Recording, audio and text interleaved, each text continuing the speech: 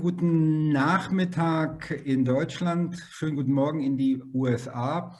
Mein Name ist Andreas Neumann, ich bin Chairman der German American Business Association und ich freue mich, Sie alle heute wieder hier begrüßen zu dürfen zu unserem im März Weekly GABA-Event. Ich darf vielleicht ganz kurz, will mich gar nicht mit großen Vorreden aufhalten, darf kurz das Programm, das wir heute haben, Ihnen vorstellen. Wir starten gleich mit der Thematik Corporate Governance. Wir hatten ja vor 2 Wochen die Corporate Formation, machen heute weiter mit Corporate Governance und Reinhard von Hennigs.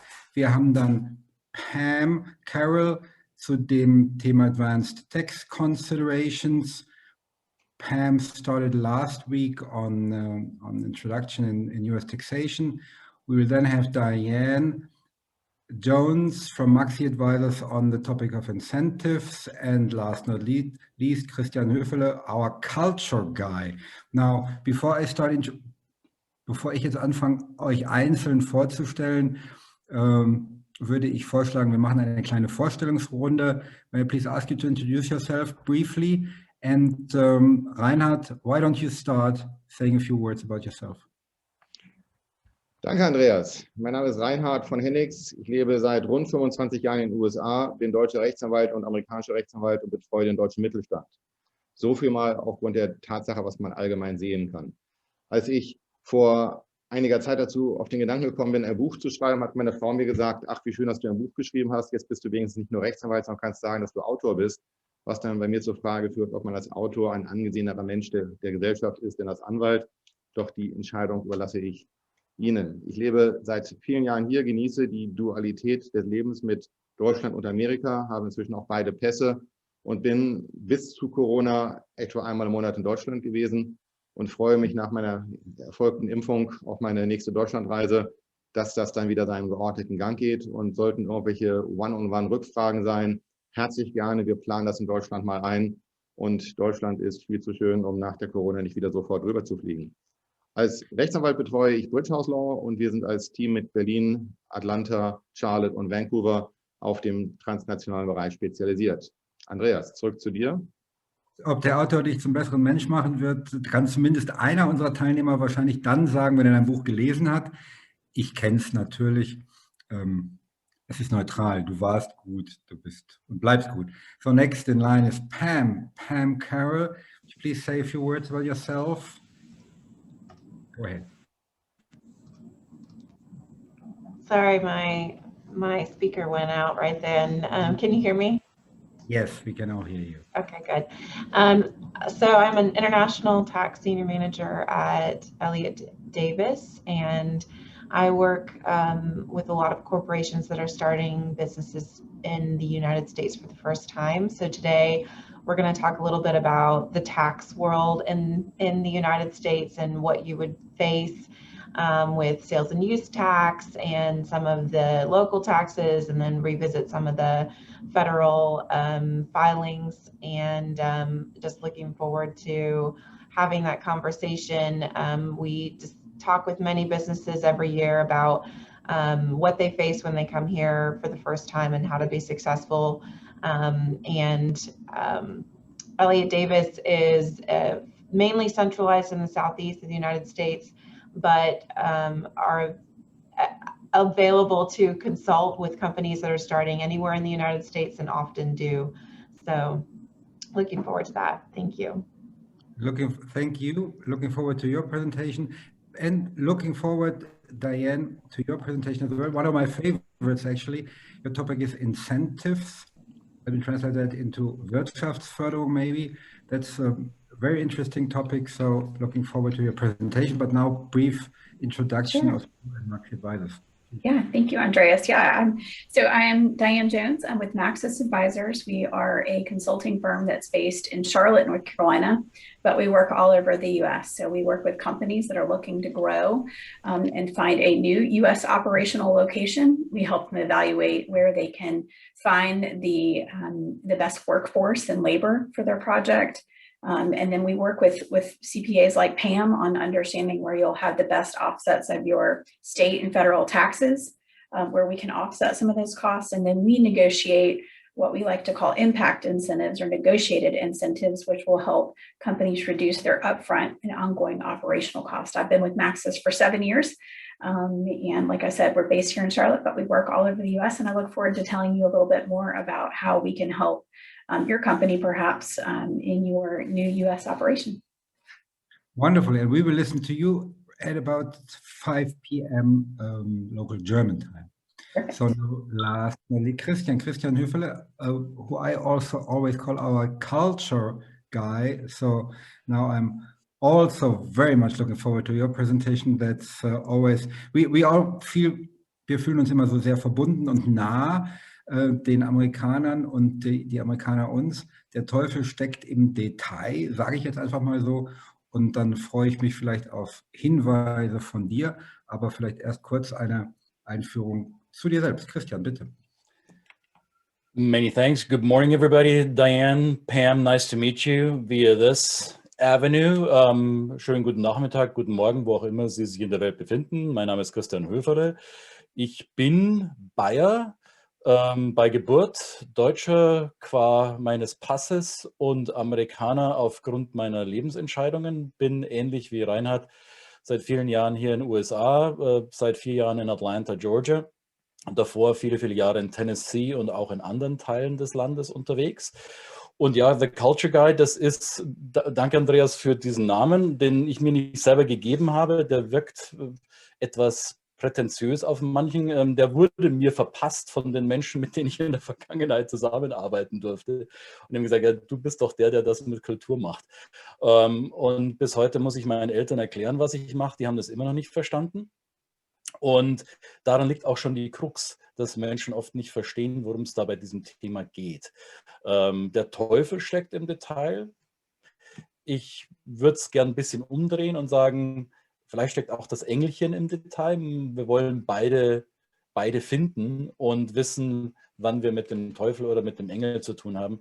Wichtig ist das Wort Detail. Und das ist etwas, was gerne speziell im deutsch-amerikanischen Kontext zu spät erkannt wird oder zu spät Energie drauf verwendet wird. Und nachdem Sie heute alle hier sind, gehören Sie nicht zu den Menschen, die das erst zu spät erkennen. Dann machen wir das heute schon. Wunderbar, vielen Dank, Christian. Wären wir jetzt live und nicht online, würden was haben wir jetzt, März immer noch, würden wir in Stuttgart sitzen, was wir üblicherweise um diese Jahreszeit tun, würde ich jetzt die einzelnen Teilnehmer bitten, sich vorzustellen. Den einen und den anderen Namen unserer Teilnehmer kenne ich auch. Herzlich willkommen, also auch in die Teilnehmerrunde. Wir können leider keine Vorstellungsrunde machen, deshalb belassen wir es dabei. Und um nicht weiter Zeit zu verlieren, darf ich das Wort gleich wieder zurückgeben an dich, Reinhard. Du müsstest nur deinen Speaker wieder anmachen und dann lauschen wir gespannt deinem Vortrag und deinen Ausführungen zu Corporate Governance. Bitte sehr. Wunderbar, vielen Dank. And I'm looking forward for this presentation. And the German in this crowd may wonder why we are switching back and forth, because we have a mixed team here available. I would like for Robert to click my presentation in the background so that we have no issues on that end. So Robert, if you can start the presentation on my behalf. While we are starting the presentation, let me now switch back to German and make a little story out of that.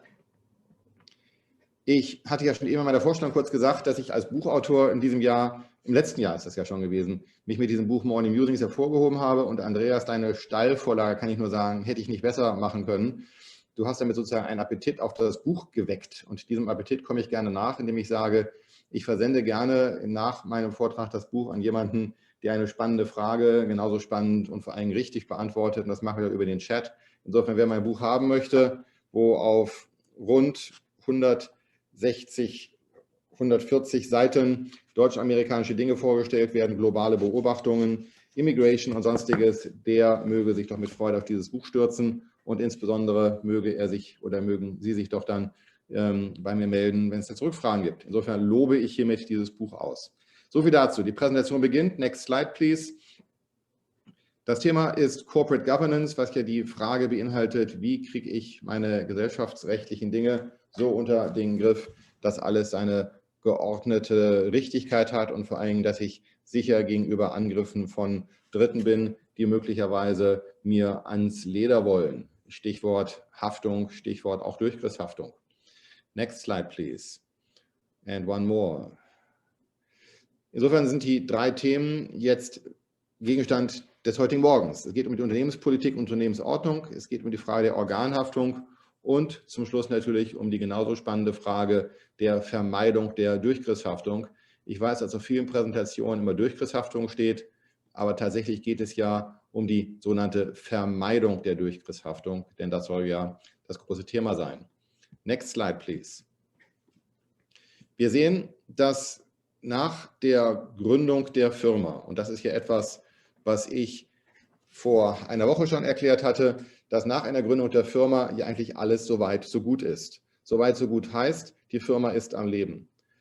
Ich hatte letzte Woche auch erklärt, dass das Unternehmen als solches nicht im Handelsregister geführt wird. Das ist eine Besonderheit des amerikanischen Rechtssystems, dass es in den jeweiligen Bundesstaaten kein Handelsregister gibt. Mit anderen Worten, es gibt keine Möglichkeit, eindeutig und rechtssicher festzustellen, wer diese Firma eigentlich ist. Und um diese Rechtsunsicherheit zu klären, auch insbesondere, weil es ja Auseinandersetzungen zwischen Gesellschaftern geben könnte, deswegen das sogenannte Minute Book, dasjenige, was relevant ist. In dem Minute Buch, was sozusagen das Protokollbuch ist, sind alle gesellschaftsrechtlich relevanten Unterlagen drin. So zum Beispiel die Articles of Incorporation, wenn ich eine Corporation bin, oder die Articles of Organization, wenn ich eine LLC bin. Aber auch das interne Regelwerk, wie nämlich die Bylaws, die Satzung und alles, was aus der Firmenhistorie sozusagen dargestellt werden muss. Next slide, please. Wir sehen auch, dass in den Unterlagen die Steuernummer enthalten ist. Warum ist die Steuernummer relevant? Dazu wird Pam aus der Tax-Seite noch etwas zu sagen. Ohne Steuernummer keine Steuererklärung, aber zugleich auch ohne Steuernummer sind so viele andere Dinge nicht möglich. Ohne Steuernummer kein Konto. Warum? Weil die Banken natürlich irgendwelche Steuern abführen müssen. Ohne Steuernummer möglicherweise auch keine Importdokumentation. Ebenso die gleichen Gründe. Deswegen ist die Kopie dieser Steuernummer, manchmal auch ETIN genannt, das, was ins Minutebuch rein muss, was dort auch sein sollte, damit man es abrufen kann. Was ist noch drin? Der sogenannte Jahresbericht, der Annual Report. Anders als in Deutschland ist jede Firma jedes Jahr mit der Löschung in Aussicht, wenn die Firma es nicht schafft, sich rechtzeitig wieder zurückzumelden. Mit anderen Worten ist es so, wenn ein Fußballspiel beginnt und nach der zweiten Halbzeit die Mannschaft für das Team nicht wieder auf den Rasen geht, dann ist es egal, wie gut die Mannschaft in der ersten Halbzeit gespielt hat. Man muss halt wieder antreten. Und genauso ist es bei dem Annual Report. Man muss jedes Jahr erneut diesen Annual Report einreichen. Der besagt zum einen, dass man eine Existenz weiterhaben möchte. Es beinhaltet damit auch eine Update der jeweiligen Namen, der Adressen, der Handlungsbevollmächtigten und so weiter. Warum ist das wichtig? Weil es eben kein Handelsregister gibt, muss man ja wissen, wo man jemanden erreichen kann, bei Klagen, bei Zustellungen. Das zweite Ding ist, weswegen es wichtig ist, weil die amerikanischen Bundesstaaten damit auch Geld verdienen. Die jährliche Anmeldegebühr schwankt von Bundesstaat zu Bundesstaat zwischen 40 und $200 im Schnitt, gelegentlich auch mehr. Aber das ist das, was wir im Regel der amerikanischen Bundesstaaten sehen. Und viele Innenministerien, die diese Annual Reports führen, brüsten sich damit, dass sie eine der großen Goldgruben für den jeweiligen Bundesstaat sind. Warum? Weil diese Anmeldegebühren mit einer quasi nicht vorhandenen Abfrage von Personal und Ressourcen damit Hand in Hand gehen. Bei Versäumnis dieses jährlichen Berichts droht ganz simpel die Löschung der Firma von Amts wegen. Und das gilt es zu vermeiden. Next slide, please. Das gleiche Spiel mit der Registrierung ist aber auch dann relevant, wenn man als erfolgreiches Unternehmen im Bundesstaat North Carolina ansässig ist und möglicherweise eine operative Tätigkeit im Bundesstaat Georgia machen möchte.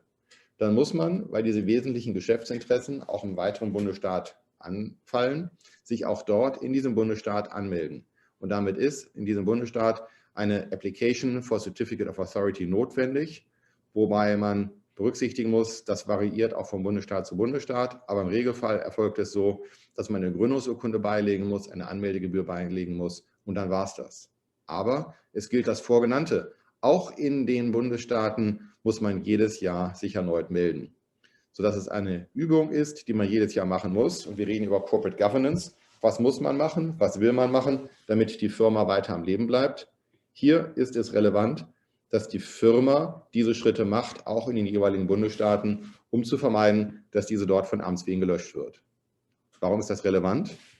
Wenn die Firma von Amts wegen gelöscht wird, dann läuft damit die Gesellschaft in die unmittelbare Haftung der Gesellschafter.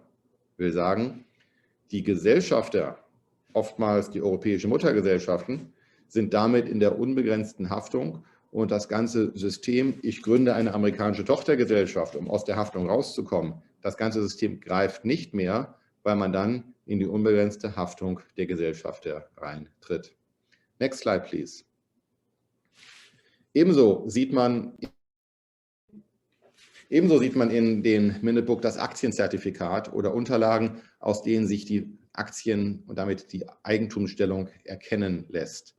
Auch das ist relevant, weil es keine im Handelsregister eingetragene Liste der Gesellschafter gibt, wie wir das von Europa aus kennen, sondern diese Dokumente sind damit Grundlage, wer ist denn der Eigentümer.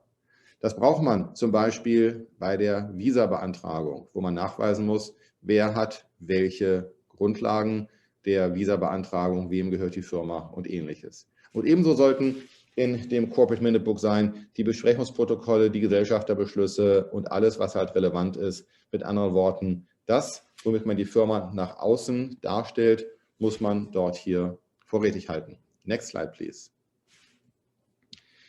Wer kann sich das ansehen? Die Firma hat die Verpflichtung, den Gesellschaftern den Zugang zu dem Minute Book zu ermöglichen. Das bedeutet auch, dass bei Situationen, wo der 100%ige Gesellschafter die europäische Mutter ist, im Grunde genommen das Thema relativ egal bleibt. Es wird dann relevant, wenn ich anfange, meinen Mitarbeitern Aktien oder Anteile an dem Unternehmen zu übergeben. Und damit habe ich dann die Situation, dass ich auch diesen Mitarbeitern die vollen Rechte geben muss. Next slide, please. In der Unternehmenspolitik ist auch relevant, wie ich meine Jahresversammlung mache. Diese sind auch in Deutschland möglich, wie ich möglicherweise die Bekanntmachung mache. Ein Umlaufverfahren reicht auch aus. Welches Quorum habe ich und ähnliches. Ich erlebe es häufig, und das ist so meine praktische Beobachtung, dass meine Mandanten etwa zu Beginn des Jahres sagen, lass uns doch mal zusammenkommen, damit wir das kommende Geschäftsjahr planen können. Dabei wird die Jahreshauptversammlung abgehalten. Dabei werden auch die wesentlichen Geschäftsziele beurkundet, dokumentiert. Dabei wird auch darauf geachtet, in welchen Bundesstaaten ich möglicherweise eine Registrierung benötige. Auch ist das Thema ganz offen, wie gehe ich damit um, wenn ich meine Mitarbeiter in gewisse Verpflichtungen gebe, was ist meine Geschäftsordnung. All diese Dinge kann ich zu Beginn des Jahres sehr nett und sehr elegant festsetzen.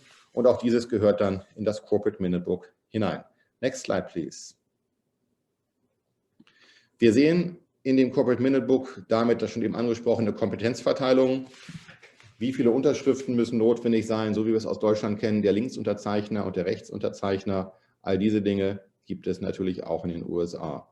Und ganz wichtig ist ja im Sinne der Haftung auch zu erklären, welche Vollmachten, welche Rechte haben denn die jeweiligen Führungspositionen, in welchen Bereichen sind hier die Unternehmen auch in der Lage, den Mitarbeitern, den amerikanischen Führungspositionen oder den deutschen Expats in den USA hier die Regeln vorzugeben. Wichtig, gerade in dem Bereich, wie ein Unternehmen geführt werden soll.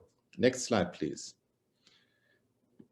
Bei diesem Thema sind wir quasi schon bei der Organhaftung. Next slide, please. Grundsätzlich ist ja, und das war der Vortrag vor 2 Wochen bereits schon, die Haftung der Gesellschafter auf die Einlage in der Gesellschaft reduziert. Die Ausnahme dafür ist, wenn ein Gesellschafter als Bürger persönlich für die Gesamtschulden haftet, dann muss er natürlich dafür auch einstehen. Next slide, please.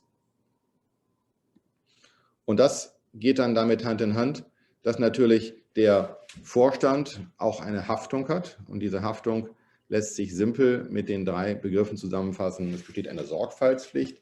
Das Organ muss im Interesse der Gesellschaft handeln. Es besteht eine Loyalitätspflicht. Es müssen Interessenskonflikte vermieden werden. Und es besteht die Verpflichtung zur Vermischung von Haftungsobjekten, mit anderen Worten persönlichen und dem Gesellschaftsvermögen. Und hier sind wir gerade bei vielen europäischen Unternehmen mitten in der Problemzone drin. Wie ist es denn, wenn der deutsche Geschäftsführer zugleich Präsident der amerikanischen Gesellschaft ist? Wie ist es denn, wenn der österreichische Geschäftsführer für die Niederlassung in den USA sich als Vizepräsident klassifiziert? Wie ist es denn, wenn der französische Eigentümer sagt, ich habe das schon immer so gemacht, dass meine Gesellschaft von mir in allen Ländern der Welt vertreten wird? Genau das sind die Dinge, wo man einen Loyalitätskonflikt sehen könnte, wenn es nämlich um die Frage geht, wie ist das Verhältnis zwischen dem Mutterhaus und der amerikanischen Tochtergesellschaft.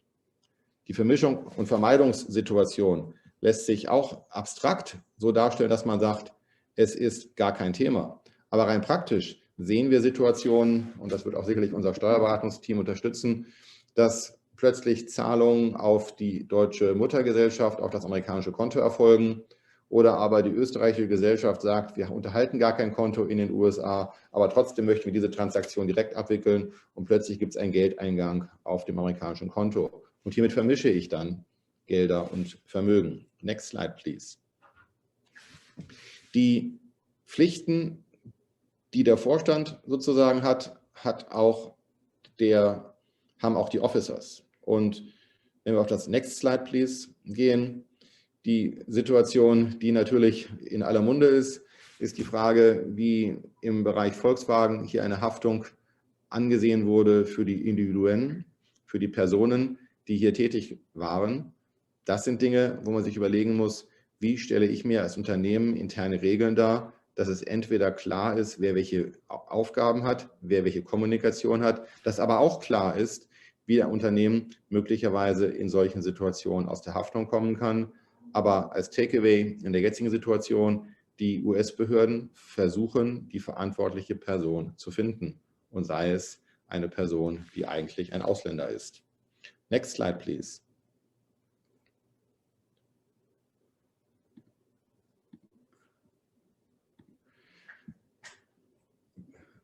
Hier in diesem Slide sieht man das Wort Business Judgment Rule und ich sehe gerade jetzt auf der Präsentation, wie ich sie gerade sehe, da irgendwie ein kleines Stück abgeschnitten ist. Das tut mir jetzt leid. Unabhängig davon sollte eine Firma, sollte ein Unternehmen auch bei internen Geschäftsgrundlagen die Business Judgment Rule im Kopf behalten. Das ist eine Mischung zwischen dem guten hanseatischen kaufmännischen Herangehen. Auch das ist etwas, was in den USA greift. Das heißt nur hier nicht kaufmännisches Verständnis, sondern das heißt hier Business Judgment Rule. Im Übrigen empfehlen wir, next slide please, auch die Versicherung für die Organe einzuführen. Warum ist das relevant? Weil Klagen gegen die Person, die in den USA tätig ist, auch Klagen sein können, die gegen die Gesellschaft gerichtet sind. Und wir empfehlen, diese D&O-Versicherung als Pflichtversicherung für die jeweiligen Organe einzuführen, um hier auch alles zu vermeiden, dass nachher Personen in einer wenig optimalen Vertretungssituation enden. Next slide, please.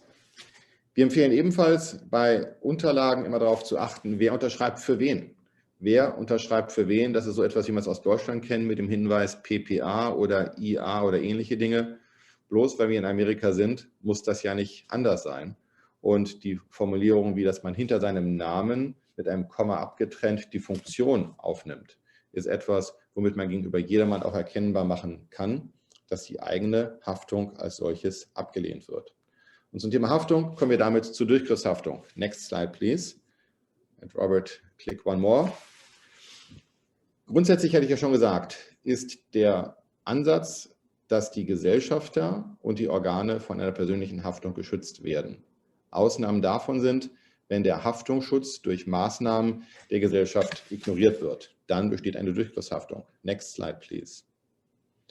Und dann ist das Haus, das Geldkonto und ähnliche Dinge auch im Durchgriff. Next slide, please.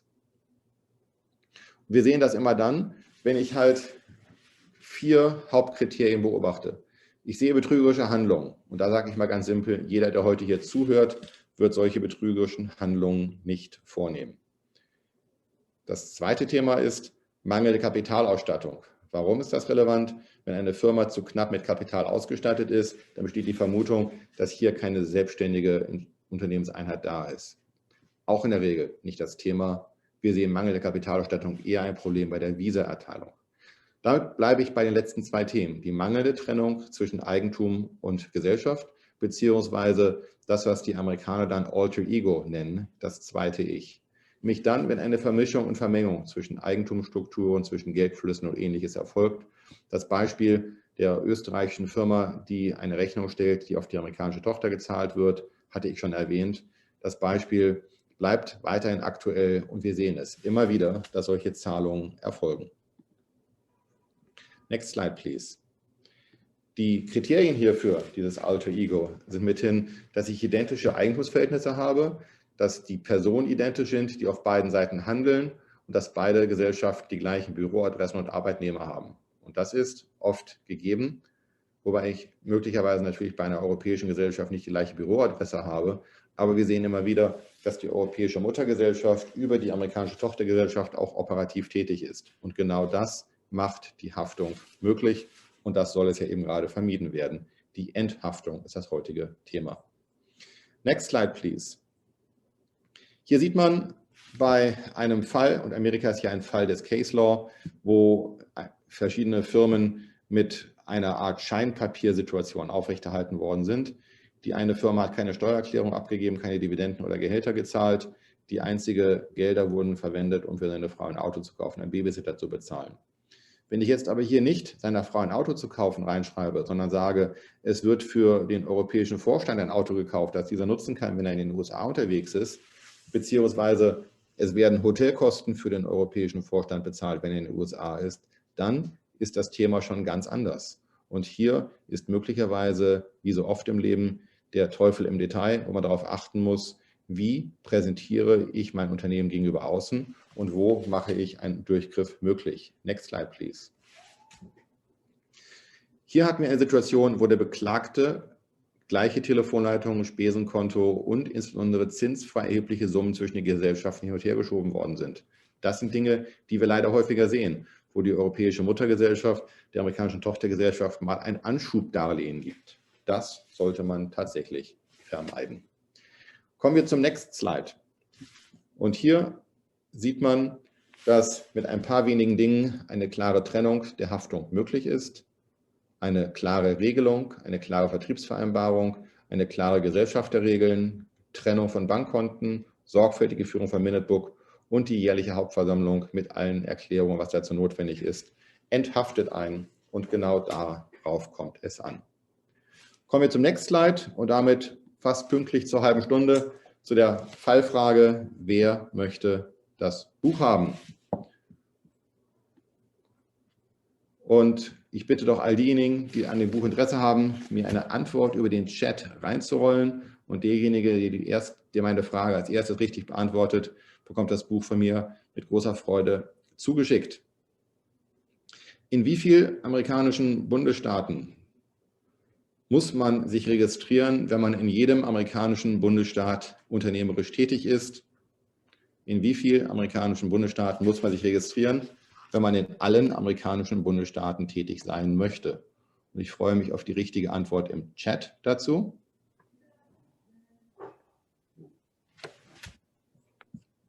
Für diejenigen, die nicht wissen, wie man den Chat bedient, es gibt eine Funktion unterhalb des Bildschirms, wo man das Wort Chat sieht. Und dort kann man dann die Frage beantworten, in wie vielen amerikanischen Bundesstaaten muss man sich registrieren, wenn man in allen amerikanischen Bundesstaaten operativ tätig sein möchte. Ich sehe noch keine Antwort oder kann ich ihn auch nicht bedienen? Gibt es sonst Fragen an mich? Denn wenn es kein Interesse an meinem Buch gibt, bin ich zwar traurig, aber es ist halt so.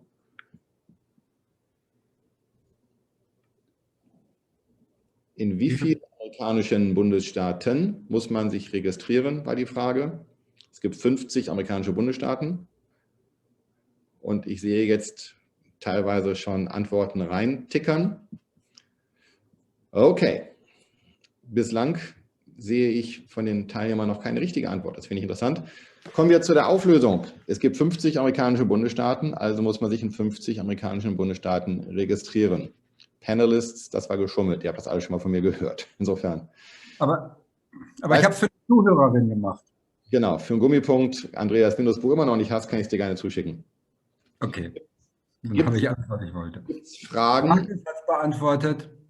Okay, ich habe es nicht gesehen, dass Markus das beantwortet hat. Danke, Christian, für den Hinweis. Wenn Markus das beantwortet hat, Markus, bitte schreibe deine E-Mail-Adresse, bitte schreiben Sie Ihre E-Mail-Adresse hier rein, dann kommunizieren wir, wo wir das Buch per Post hinschicken. Markus Rimmele sehe ich gerade, war das richtig? Super. Lieber Markus Rimmele, bitte die Postanschrift reinschreiben, da wird das Buch verschickt. Gibt es sonst Fragen an mich? Wenn jetzt, ja. Ich habe es jetzt gesehen, bei Q&A war das reingemacht. Sehe ich gerade, absolut richtig. Perfekt. Wir machen ein Follow-up. Wenn es keine Fragen an mich gibt, gebe ich dann damit weiter an Andreas Neumann. Vielen Dank, Reinhard. Fragen können auch noch im weiteren Verlauf gestellt werden. Reinhard, du bist noch ein bisschen da, gehe ich von aus. Jetzt im Moment haben wir keine Fragen. Das macht nichts. Wir gehen weiter zu Pam. Pam ist gleich. Da ist Pam. So, Pam, welcome back, because you're back right on time, because it's your turn now, and we are looking forward to your presentation on US taxation. Sales tax is a topic I know, and everything else. Part of the topic, yes. I'm going to see if I can share my screen. Yes, please. Make this a little bigger. There it is. All right, so we can all see that now? We can all see that now. Okay, perfect. All right, so thanks again for joining a topic on market entry and U.S. taxation. Sales tax will certainly be a topic, but I'll try to hit some others as well to give us a broader look at the U.S. tax world.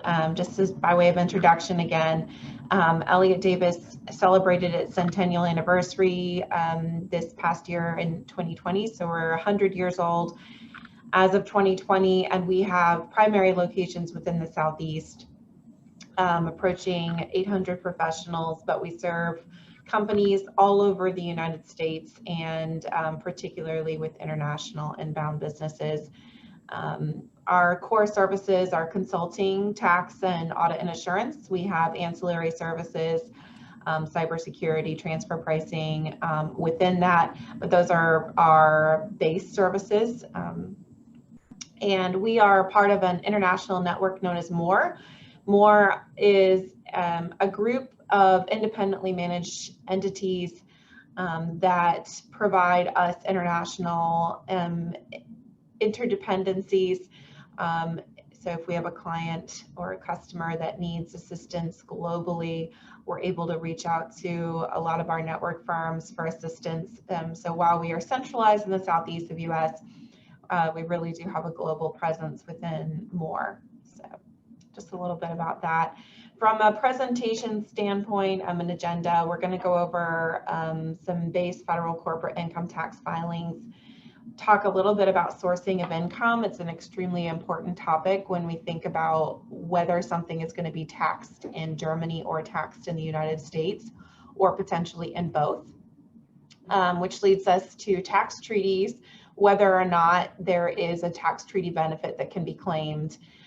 The treaty effect on withholding taxes for when you're moving cash between those two countries, state and local tax, which would include the sales and use tax, and then give you an idea on payroll taxes, and talk a little bit in closing on tax and incentives, and also expatriate taxation. So when you're sending people over. Sorry, I flipped ahead real quick. So federal income tax, depending on the entity that you choose, and if you joined us for the last presentation, we talked a little bit about when you set up an entity and you can decide what type of entity you want to be. So if you've elected to be a corporation, or if you set up as an LLC and are being taxed as a corporation, you would file a Form 1120 from the federal side, and that is due originally April 15th, and you can extend to October 15th. The tax is paid at the entity level, An extension of time to file is not an extension of time to pay. So if you have payments that are due, they would be due April 15th, but then you could file your tax return October 15th. There's no penalty for extending, and that's available to corporations. There are a lot of businesses that come over that are internationally owned. They want to keep the U.S. subsidiary separate from German taxes. So a lot of times the corporate entity choice is beneficial because you're wanting to basically create this own separate subsidiary and not pull in any of the German counterparts into U.S. tax.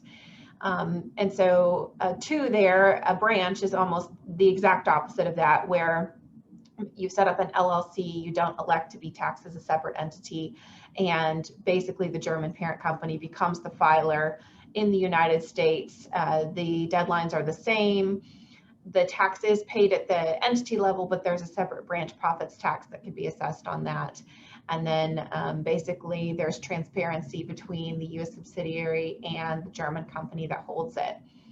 Partnership is a flow-through setup where you have a business here, but the tax is paid at the partner level and not at the entity level, and the foreign partners would be filing in the United States. And when there are foreign partners in a partnership, the partnership is required to withhold tax at the maximum tax rate. The foreign partners can file in the United States to get some of that tax back, but we don't see this very often because it can create cash flow issues where you at the partnership level have to withhold the maximum amount of tax, and then you don't get the cash back until the partners are filing their return in the US. And the deadlines are slightly different. Originally due March 15th can be extended to September 15th. So these are the main filings and deadlines that you have from the federal income tax standpoint, which is our highest level of tax. Then we just wanted to talk a little bit about sourcing of income, which means, okay, what exactly is going to be taxed in the United States? So if you are a type of person, which is a business in this case, or in many cases, you obviously have whatever is in your US tax base and then what's in your foreign tax base, whether that's Germany, Italy, the UK, whatever other countries you may be doing business in. Obviously, from the federal standpoint, we care about what's in the US tax base. So the question becomes whether or not the business is a US person or a foreign person. So if you're established a business in the United States, you're US. If you are an individual that has either met the substantial presence test and doesn't have a income tax treaty benefit allowed to you, then you would be considered a US person. And US persons are taxable on their worldwide income. So if they only have US source income, that's taxed in the US. If there is foreign source income, then that income is taxed in both the US and the foreign jurisdiction. And then a foreign tax credit would be allowable for whatever jurisdiction it belongs in. So if it's operations, then it would be sourced to where the operations are located, and then you would get a foreign tax credit in the opposite jurisdiction where the operations are not, but had to be taxed in. So this basically gives you a little bit of an idea on where we're coming from when we say US source income and why it's important. And everything is sourced a little bit differently, but basically if you're generating revenue from a particular location, it's considered sourced to that location. Which brings us into the tax treaty world. So sometimes you can, and many times you can have tax that's actually is taxable in the United States, but there is a very favorable tax treaty allowed out there between Germany and the United States, and it addresses withholding taxes, it addresses permanent establishment, the credibility of taxes, and treaty benefits typically do not apply to partnerships unless there is an entity level tax in Germany that's assessed on it. Otherwise, it's reserved for corporations or companies that pay an entity level tax. and it does reduce the tax quite a bit on things like interest, dividends, royalties. Very favorable between Germany and the US. So many times you can get income cross-border by utilizing the treaty. You do have to claim treaty benefits. We talked a little bit about protective returns on our last webinar series. But as long as you're claiming a treaty benefit and you apply and you qualify, you can often get a reduction of tax using a tax treaty, which attempts to equalize any double taxation that may be occurring when you have to pay tax on income in the United States, and you also have to pay tax on that same income in Germany. So the statutory rate in the United States for withholdable income is 30%, and that's absence of treaty benefits. So anytime you're in the United States and you're making a payment to a foreign person for compensation for personal services that were performed in the United States, which would make them US source, dividends, interest, royalties, pensions and annuities, rents, etc., and there is no treaty claim, whether or not that treaty would actually be applicable or not, then the statutory rate is 30%. And then you can claim a treaty benefit using the Form W-8 for corporations. It's Form W-8B and E, and that's kept on file with the U.S. payor. So you may have run into this already. If you are performing services for a US-based company and you're a German company, they would potentially ask for your Form W-8 to know if there is any reduction in withholding that's allowed for payments that they would make to you. And the same applies when a US subsidiary is set up. If a US company is set up here and there's a German parent company and there are dividends that want to be paid between the two businesses, you would file the Form W-8, or keep it on file, I should say, claiming your treaty rights, and you can lower that dividend withholding rate from 30% down to as low as 0, depending on the facts and circumstances. In the US, we have a number of different tax incentives. So while we do have a lot of taxes between all of the states and the federal and the different types of taxes we have, there's a lot available depending on what you have out there.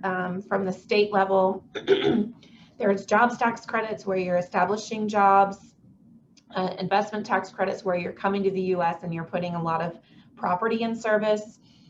There's research and development credits where you are developing a new manufacturing process, you're innovating improvements to an existing product, or you might be engineering or designing a new product here in the United States. Anything that you're doing that has a creative factor to it could potentially qualify for a research and development credit. And then if you're a C corporation that maybe is coming to the United States but is exporting products back overseas, or providing services for the benefit of foreign markets, whether it's another subsidiary within the group or back to the parent, there's a reduction in tax that's available from the 21% corporate tax rate to as low as 13.75%. That's available on the foreign income piece. So there's lots of credits available, lots of planning that you can do when you think about the statutory tax rates of either the state that you're filing in and the federal 21% rate. It doesn't necessarily mean that you will pay that rate. There is many things out there that are built into the tax code that allow a reduction of those taxes. So state and local tax is a huge part of coming to the United States for the first time, and in many cases the state tax filings can be one of the biggest elements of trouble that you run into when you're trying to be compliant in the US. And many of the German companies that I work with, they want to be compliant everywhere. They want to do everything exactly right. And then when they come to the United States, they realize just how large the US is and just how many state tax filings you could actually be filing in, and quickly realize that at the size of the company that they are, they really have to decide how they can be compliant and come up with a plan on what to do. So part of that is understanding the state income tax piece, but also the sales and use tax piece. So we don't have a VAT tax here. We have a sales and use tax, which is assessed on the final consumer purchase, and then sales tax exemptions are available, mainly manufacturing, when you're selling, but you're not selling to an end user of that product, or in some cases services. So sales tax exemption certificates would need to be gained in order to claim an exemption from sales tax on a particular sale. And about between 38 and 45 states collect either a statewide or a local sales tax, and those rates range from 1.7 to 9.5 approximately. So each state varies on the sales tax that they assess on a particular sale. If you're selling property or a product, the default is that it's taxable in every case, and then you would need exemption certificates to claim that it's not taxable. So sometimes we see companies who are starting to sell things and they say, well, I know in the end this product is not going to be taxable, but they don't go through the process of getting the exemption certificates to actually prove that it's not taxable. And if you ever did have a sales and use or a sales tax audit, that would not hold up. The sale of services is generally that the default is not taxable. There are some exceptions at some states. Of course, there's always an exception for everything. So typical non-taxable transactions are purchase for resale, purchase for use in manufacturing, or purchase by an exempt entity for use in its exempt purpose. So those are where if you're selling to a customer that is in any of those categories, the reality is that you may not ultimately need to withhold sales tax, but you would need an exemption certificate to prove it. So the first question was, what is sales tax? The second question is, where am I going to have to file and pay sales tax? So we had a big Wayfair case in, I think it was 2018 now, that basically overturned what we had called a physical presence standard, which in essence meant that you wouldn't have to pay sales tax in a particular state unless you were physically present in that state. And that standard has gone away now. So if you have either a threshold of transactions in a state or a threshold of sales in a particular state, you are now going to be what you would call sales tax nexus, required to file a sales tax return in a particular state and even withhold sales tax in a particular state if you didn't have exemption certificates. So this is newer to the United States, and it's becoming increasingly burdensome on new companies. Many times businesses are having to decide when and where they're going to become fully compliant with states and what their exposure is in each state if they're making sales all over the United States. And then again, some thresholds are, many of the thresholds are different depending on the state that you're in. The separate sales transactions are different based on the state that you're in. So I get asked the question a lot, why are tax services in the United States so expensive in comparison to what we pay in Germany for tax services? And as you can see, this is part of the reason why, is that we have 50 states in the US, and most of them assess tax, and then almost all of them have a different standard for what taxes need to be paid and on what threshold. I say that as a way of caution, but I also want to also say that many companies are still coming here and being really successful in finding a way to be compliant with all these states. So it is doable. It just takes a little bit of planning and work. Just a little bit more on sales tax. The vendor charges its customer sales tax on the taxable purchases in the state where the vendor has nexus, which is the U.S. company, or for in the German company, if you're here doing business and you're a German company. And so you have to register to collect sales tax and then file those returns. And the tax is generally imposed based on the destination of the state of those goods. So if you're making a sale into, let's say, Kansas, and the good is going to Kansas, it would be the Kansas rules that apply. Use tax is generated from purchases that are made from retailers that do not collect sales tax from your location, wherever you are actually, whatever your home state is, or you're transferring or moving assets from one jurisdiction to another. So in some cases, you'll have a use tax return at the end of the year or at the end of the whatever period it may be. But by and large, sales tax is the much larger player here over use tax. Not that it's not important, it's just that sales tax is probably the broader, more heavy in terms of time compliance tax that you have to deal with. So just a reminder, tangible personal property is presumed taxable unless an exemption applies, and services are basically presumed non-taxable unless the state specifically enumerates them as taxable. And again, every state is different. This is just a little flow chart. So at first you're going to say, do I have Maxis in the state? So have I either reached the threshold, and not all states have even adopted the economic nexus. Some are still based on physical presence. So you would ask yourself, or your tax advisor, in a particular state, what is the threshold? You know, is it a number of transactions? Is it a number of sales? Is it a physical presence factor? And have I met any of those? So do I have to file in a particular state? So you have a taxable transaction. Do you have a taxable customer, meaning they haven't given you an exemption certificate? If they haven't, and you've sold to an end user, then you would then go to, okay, what's the tax base? Like, what's the sale amount that needs to be withheld upon? What's that state's tax rate? So what the withholding is, and then how would I go about accruing, collecting, and remitting that via a sales tax return to the state? So that's the thought process of sales and use tax. It's what a lot of businesses are going through when they're managing their sales tax exposure. Moving on from sales tax, we also have a property tax that's assessed on the value of property on a particular date, usually the in-service date or the purchase date.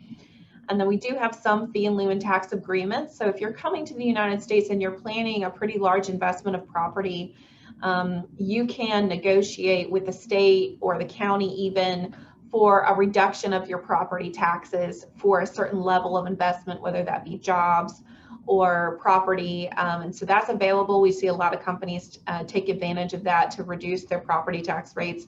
Anything that you can do that's available to you, I do highly recommend. In some states, there is a tax on inventory. Texas is one of those. But there's also exemptions that can be applied for certain inventory types to remain non-taxable. So just something to be mindful of when you're thinking about tax on the physical assets and inventory that you have within your business. Franchise taxes are imposed for the privilege of doing business in the state. So if you are registered with the Secretary of State to do business in that state, which gives you the right to operate there, then there may be a minimum tax within the state, which is just basically not based on income or anything else other than the privilege of doing business. And that's assessed in approximately 25 states. It's not usually very large. For example, Illinois is about $1.50 per $1,000 of paid in capital for the business. Just to give you an idea. So generally they're small rate percentages, but they are out there and they can be irritating when you have, 7 that you have to pay in a particular year. When you're hiring U.S. persons and you're starting to establish U.S. employees, there is an employer portion of tax. So at the federal level, there is a Social Security tax, which is about 6.2. And then there's a Medicare tax, and then we have a federal unemployment tax, which is pretty low. And then the state unemployment tax varies by state. and the exemption the threshold of, on when the rate changes also varies.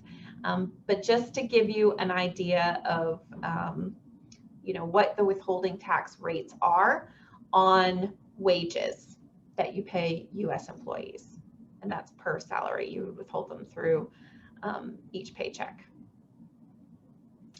This is just a little bit of a chart. We see a lot of North Carolina and South Carolina businesses, primarily, but that's based on where Elliott Davis is located.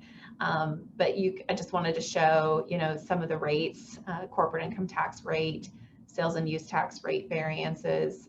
There's not in any inventory tax in either one of the states. Personal income tax varies. South Carolina is known for being pretty high in property taxes, but they also are good at giving out fee in lieu agreements on property taxes. So just wanted to give you a snapshot of that.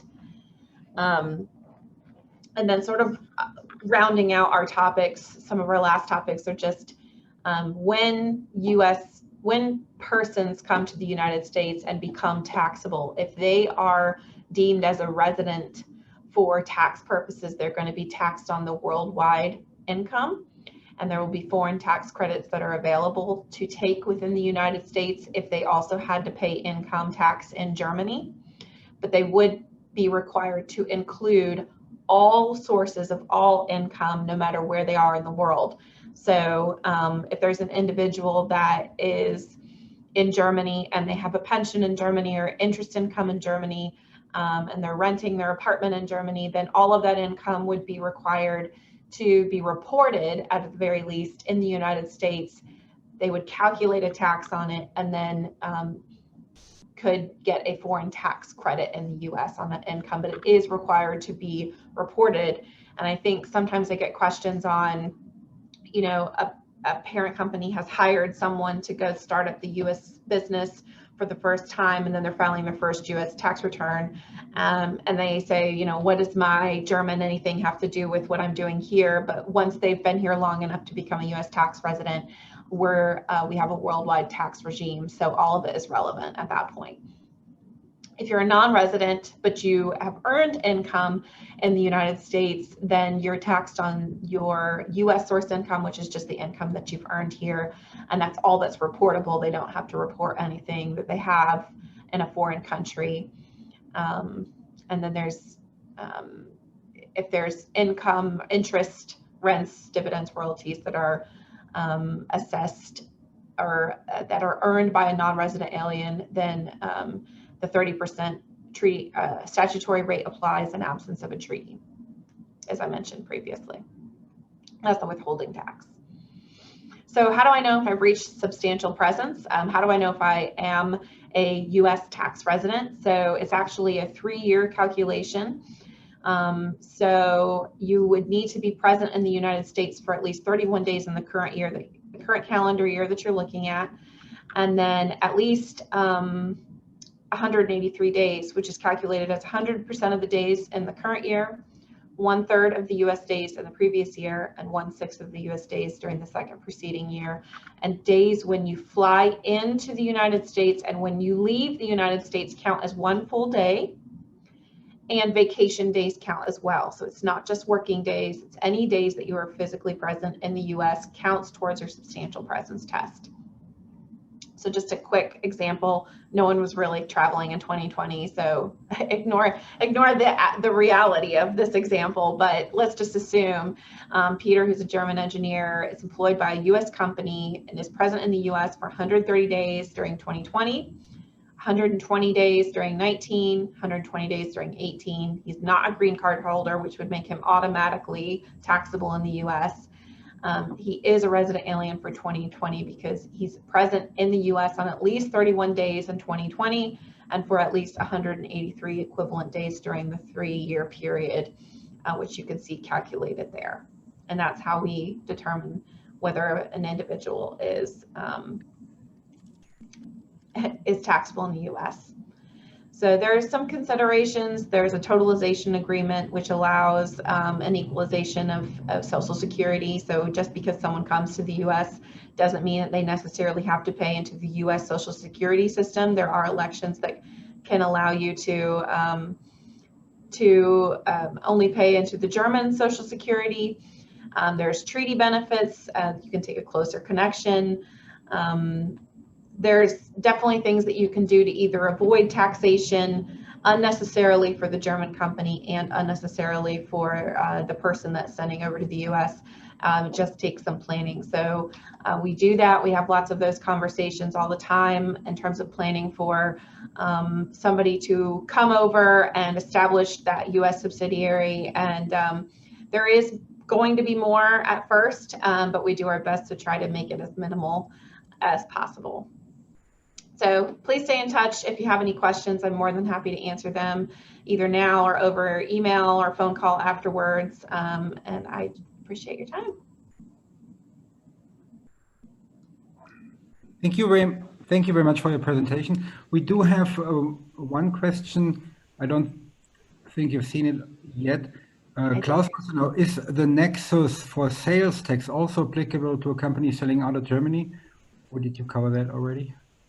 So the technical answer is going to be yes, if that company has established nexus.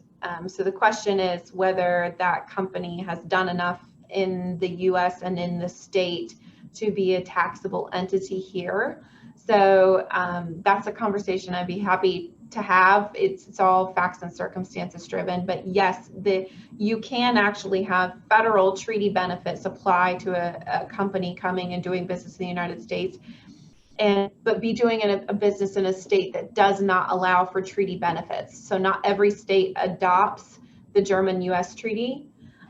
So you could potentially have a filing where you're claiming treaty benefits from a federal perspective, but actually paying state taxes.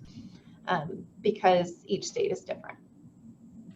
Wonderful. Thank you, Pam, for your summary. And may I suggest, Klaus, you get in touch with Pam if you need more information on your, more details on your question. And other than that, you already said it, please do not hesitate to get in touch with Pam. And I'd say the same for Germany. I strongly recommend that you get in touch whenever you have tax issues. So Pam, thank you very much.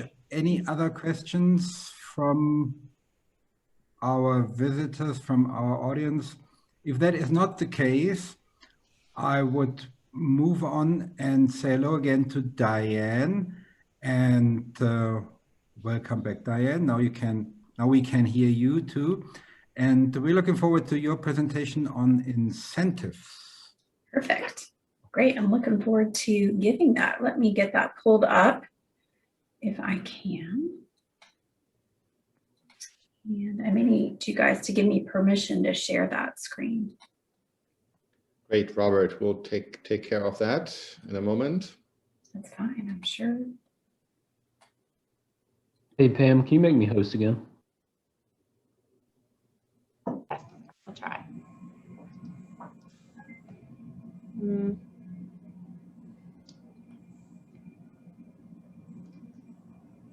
It doesn't give me the option. So I stopped sharing and I put that the host can share, but I don't know how to switch that. Okay, I think I'll do it on my end now. I'm reclaiming the host now. And Dianne, I am... Make Dianne the host for right now. That'll be fun. And I'm making you... Right. Hand over the controls. Let's see.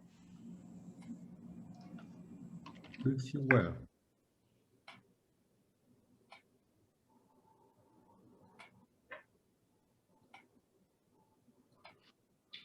It's still not letting me share for some reason.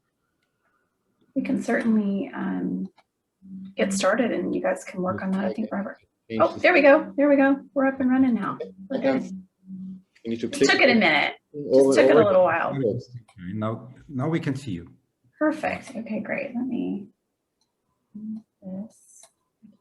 All right, perfect. Well, great. Well, thank you very much. Thank you guys for working with me through that. It has almost been a full year of where we have gone virtual. So it's taken us a little bit of time to adjust to the virtual platforms, but I think we've all become more adept at using the platform, and it's been able to bring us together with a lot more of our German friends without having to travel and have the added cost benefit of those things. So I'm thrilled to be able to be here with you all today and to tell you a little bit about Maxis and about negotiated incentives. Obviously, Pam did a wonderful job, and I would say out of the gate, having a good CPA, a good attorney, and good people on your team as you make a U.S. entry are the most important things that you can invest in.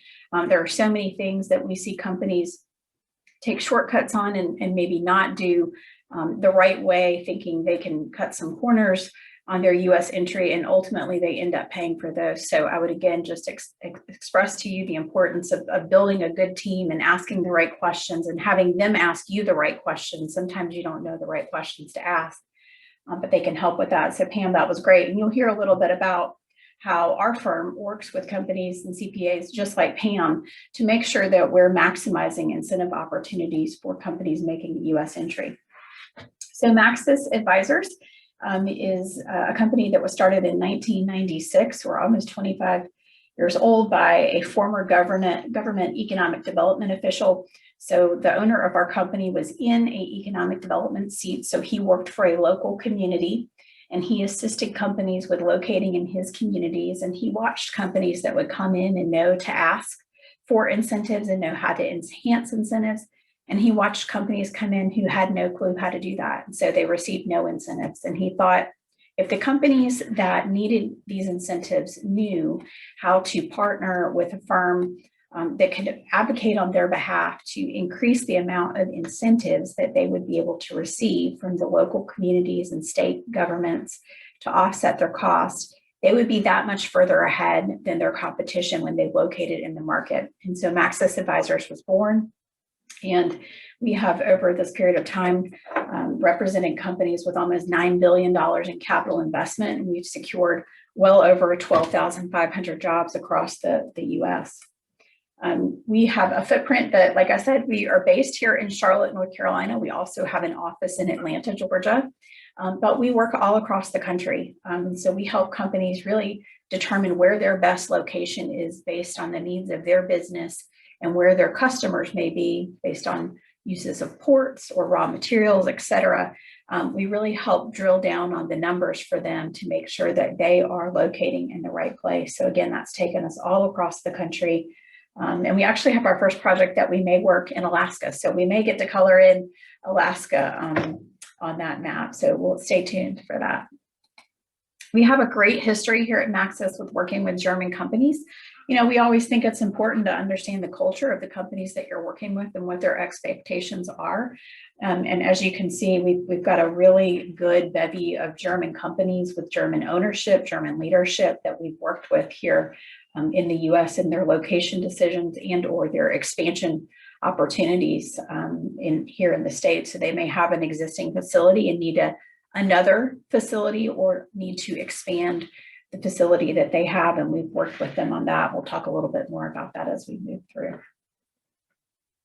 So site selection, obviously for a company that is making their first US market entry and they are establishing a brand new operation that they are either going to build or they're going to buy. You know, availability of existing buildings is sometimes slim depending on where you're looking for that. And so we need to understand, is your plan to build something, or is your plan to try to find a building that fits your needs and then maybe do some upfits to that? Or are you open to both? So we can take all of the information from you and help understand what your preferred method would be, and then what you can do from a build perspective if you needed to. So we really focus on understanding what your project scope and your key factors of that project are going to be. And then we start drilling down on the details. Not every community is created equal, and that is from a labor perspective, from a utility perspective, from an accessibility perspective. And so understanding all of the needs that you're going to have around your project. How many jobs are you going to need to create, and what are the level of needs of skill sets for those jobs, right? Every community in most of the states in the US has community colleges, and they teach skills at those community colleges. But what we find is not every community college may have the offerings that you need for your workforce. And so we really want to make sure that we're landing you and your company in a community where you can grow and thrive and have sufficient labor. Along with that, we look at labor costs of projects. So how much are you going to need to pay for each of those positions? And that's different in every community, right? If you're in a community that has a large amount of welders, for example, the labor rates for those welders may be a little bit higher based on competition between the different companies in that community. So understanding the right balance of having a supply of what you need, but at a cost that still fits into your checks and balances are all very important in the site location decision. So oftentimes companies know right where they need to be. They know a general 3-state area. Some states may say, or some companies may say somewhere in the Southeast. So that could include, over 8 states. And so we take, again, that information in that project scope, along with that labor profile and all of the needs that you're going to have. And we start looking and drilling down in different communities in different states. And so as you can see here on this project example that we have, we started with an 8-state targeted area. And it asked for different proposals from different site needs for this particular type of project from the different state economic development groups. And then we started drilling down. It's called site selection, and I kind of think that's funny because it's really site elimination. And so a lot of times you don't ever pick a site. You just start by consistently eliminating sites as you move through your project scope, and ultimately you generally end up with the 3 best sites that would be able to provide the company with the opportunity to be successful in their business endeavors. And then you really start, that's where incentives kind of come into play. Once you've identified 3 good sites, you leverage the opportunity for incentives, which we'll talk a little bit more about here shortly, to really help the company be able to make that final site decision and have that lowest impact of upfront and ongoing operational cost.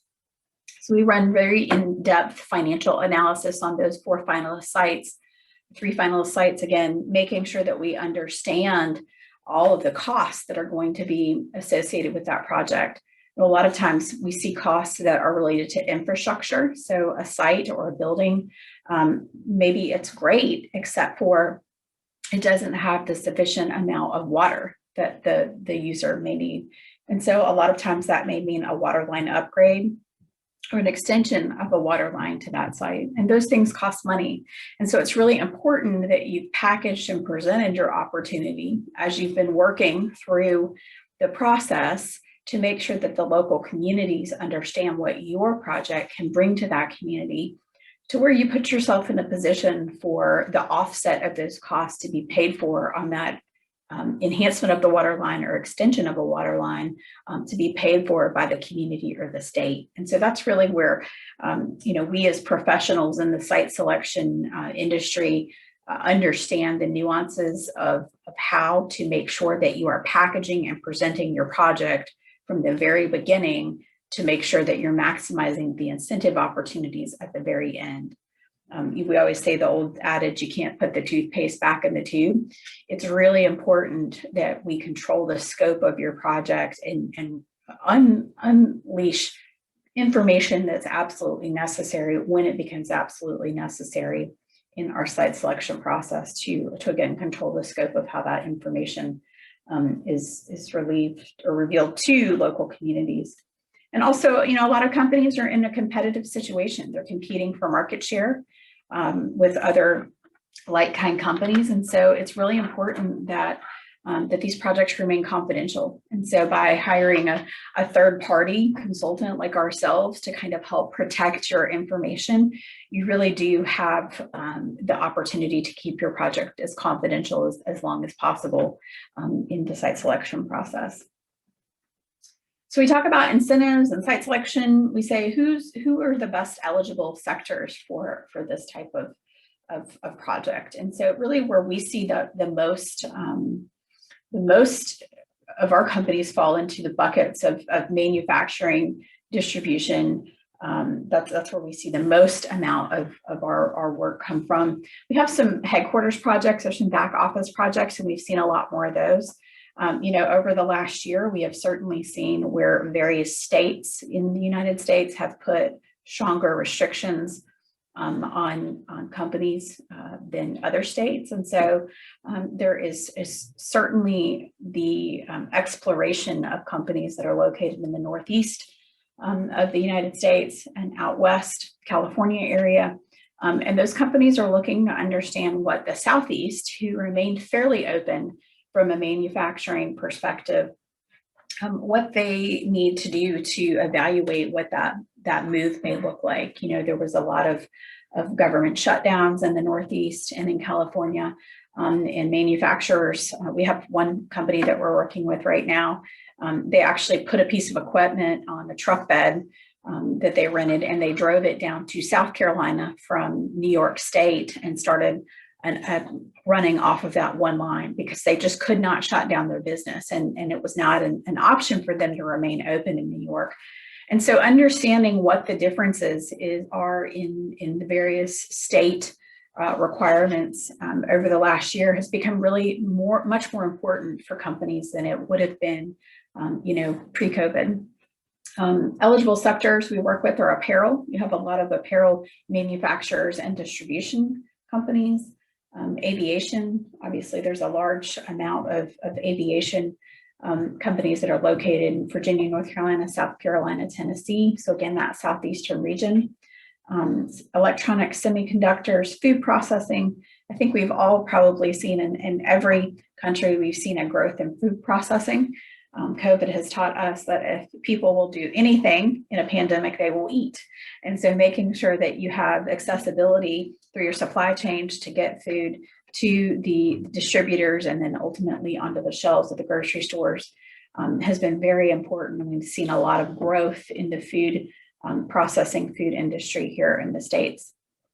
Plastic and polymers, that's always been a big industry that we've worked with and will continue to be. Transportation, logistics, obviously everything that gets somewhere has to get there, and it usually ends up there by a truck. And so we've worked with a lot of companies who are transportation logistic companies. A lot of those we're now seeing are cold storage. So again, backing into that food sector, cold storage, transportation, distribution, logistics companies.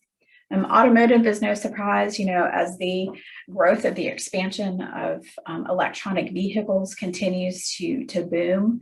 We're hearing more and more about companies who are looking to make new market entry into the electric vehicle market. And then the growth along with the batteries associated with those is continuing to be something that we're hearing a lot about in the market as well. Building products, the cost to build here in the States has gone up about 30% over the last 6 months in the industrial sector. The housing market is the same way. There is just the cost of steel and wood products and roofing materials has just continued to increase from supply and demand. A lot of those were also related to, some of the shutdowns a year ago, causing some backlog of some products that are needed. So we're seeing a lot of growth in building product companies as well.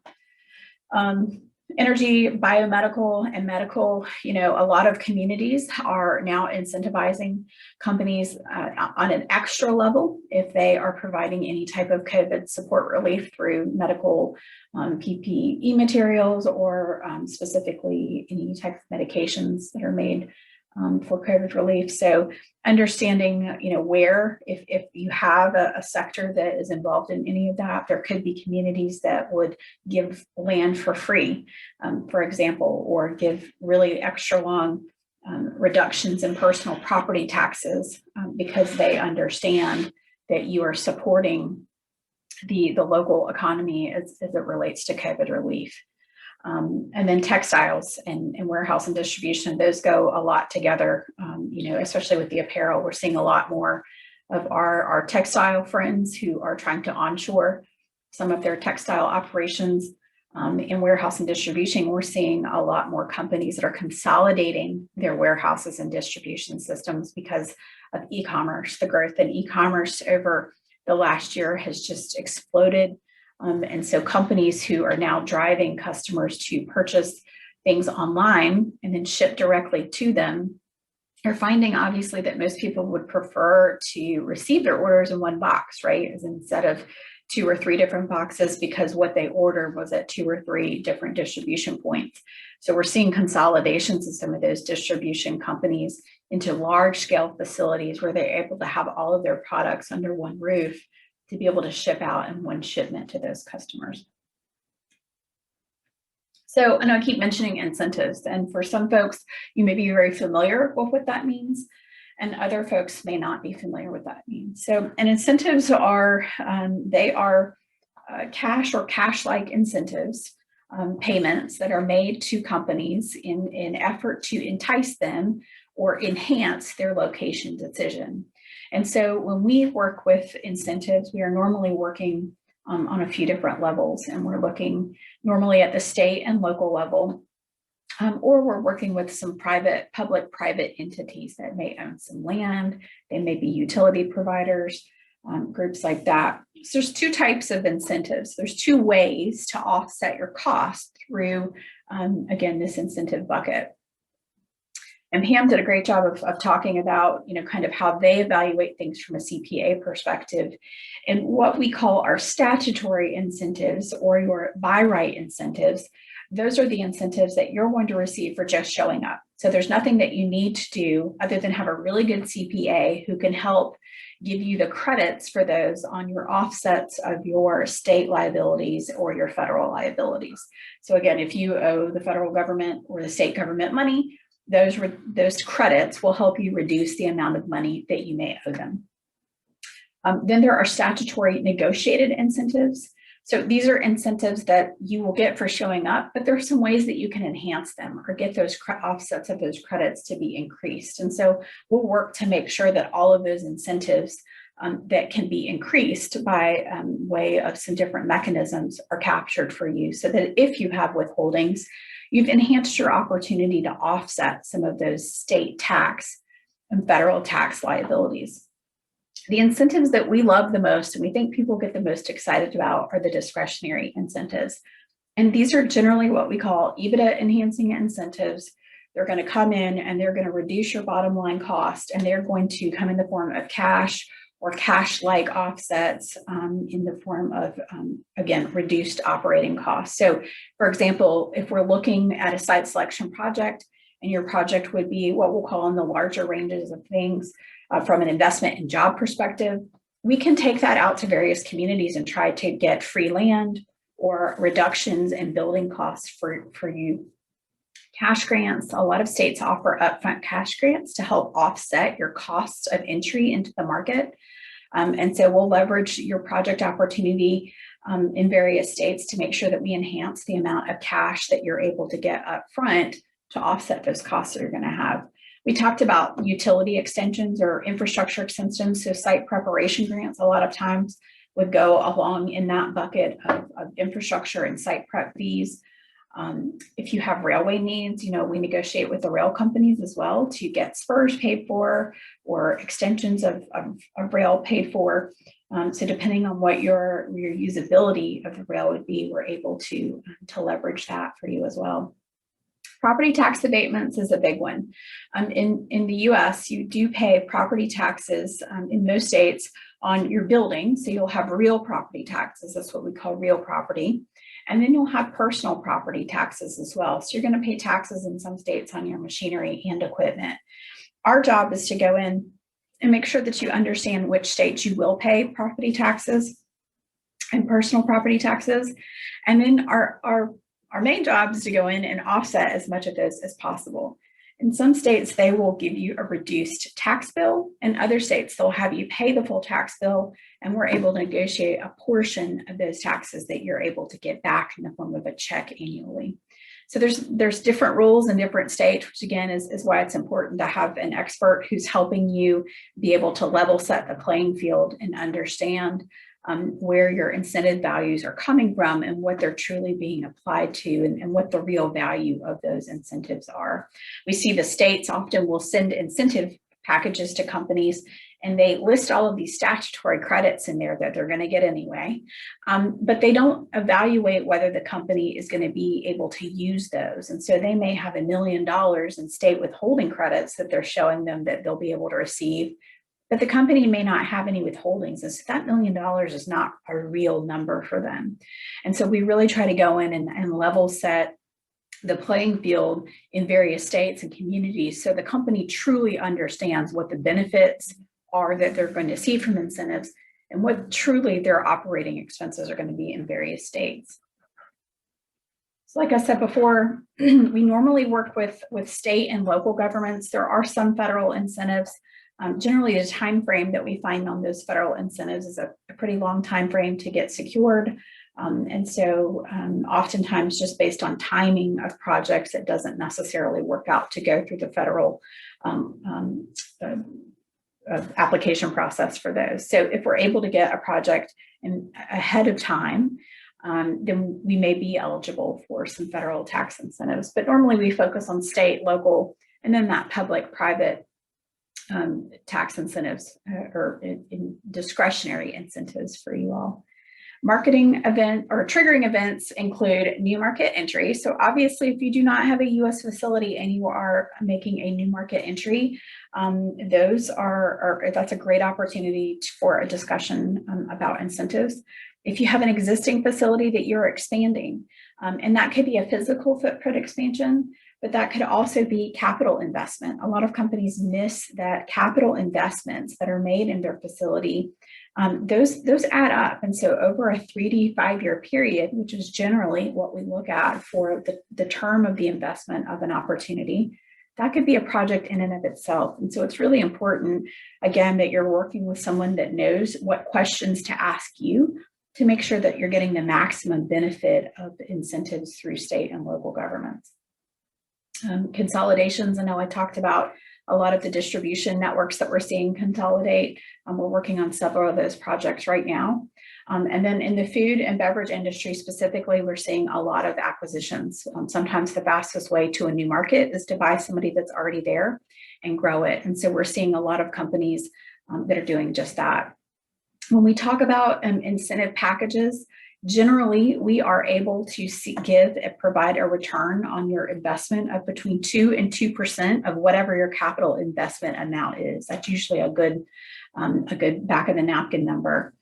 So if you're in a greenfield project, so you're going to buy a piece of land and you're going to build a new building on it, normally in those cases, we see somewhere between 10 to 20% of that investment amount come back to you in the form of those discretionary or negotiated incentives.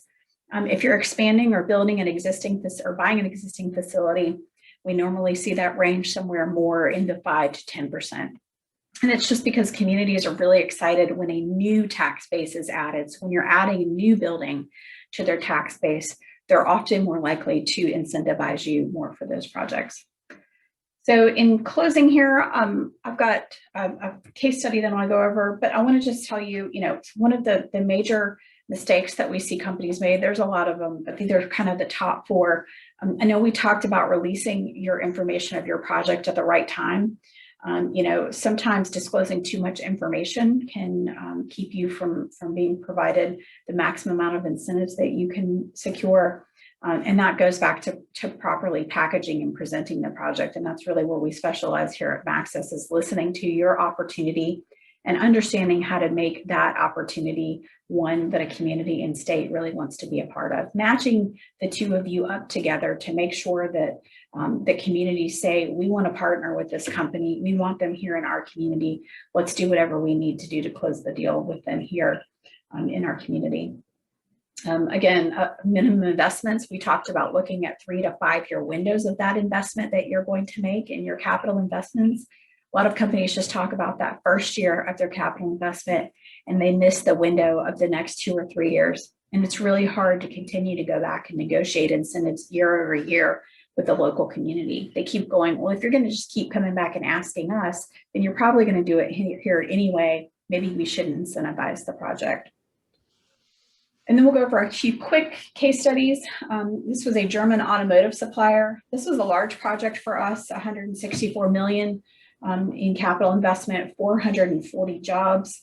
I'll skip a lot of the details, but the company was able to generate through our negotiations, 16 million in negotiated incentives, and $600,000 was received in year one to go towards their offset of clearing and grading costs. And then we also handle compliance for them. So once all of these incentives are secured, there's some paperwork on the back end that you have to do to make sure that you receive those. And our firm works with you to make sure that you receive all of those. Then here's a smaller project, 18.4 million with 90 jobs. And that project was able to generate 1.6 million in negotiated incentives. And all of the infrastructure costs for that project were paid for by a community. So about $1.1 million in infrastructure costs that the company would have had to pay to have extended to that site, we were able to negotiate with the community to take on and pay for on their behalf. So that's a really quick overview. I have lots I could say on this topic. I absolutely love working with companies to help them find the right location for their business. Like I said, our firm has been doing this for 25 years. It's important to us that we always make sure that we get people in the right places. And I'm always happy to answer any questions about site selection or incentives negotiation that you all may have. So always feel free to reach out, and I'm happy to answer any questions that you have now as well. And you know what, Diane, we absolutely love working with you. And it just came back to my mind that we've been working together for 9 years now, because I remember one of our first GABA guests turned out in the end to be one of your clients.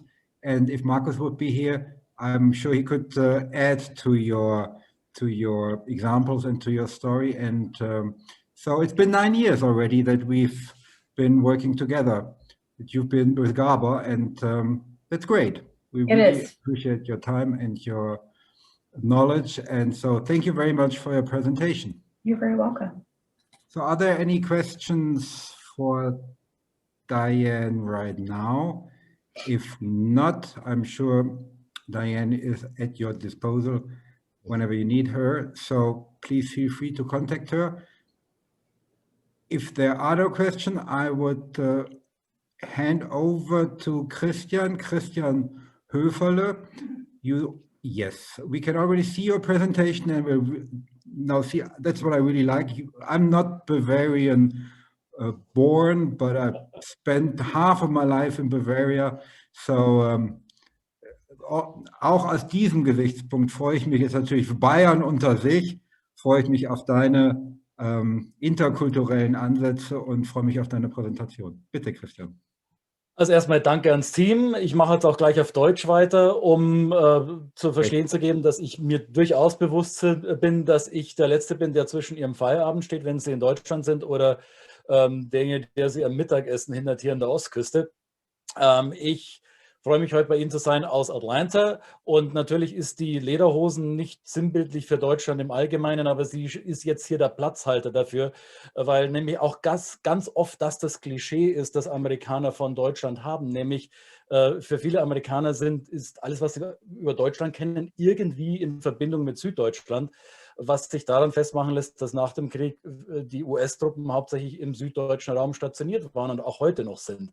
Also viele dieser kulturellen Missverständnisse, die seither entstanden sind, und Vorbelastungen lassen sich ein bisschen daran auch festmachen. Jetzt haben Sie schon ganz viel Geld ausgegeben für einen Anwalt, um gesellschaftsrechtlich fit zu sein. Dann haben Sie auch noch Ihre steuerrechtlichen Dinge in Ordnung gebracht. Sie haben die Incentives sich abgeholt und wissen jetzt, wo Sie hingehen, in welches Gebäude Sie investieren. Der Banker hat Ihnen auch grünes Licht gegeben für die Investition. Also Sie sind jetzt schon mal ordentlich Geld losgeworden. Jetzt geht es zu verdienen. Und das Verdienen von Geld funktioniert meistens damit, dass man seine Operation, sein Geschäft aufbaut und Menschen Dinge tun. Nur tun Menschen nun mal Dinge nicht immer gleich.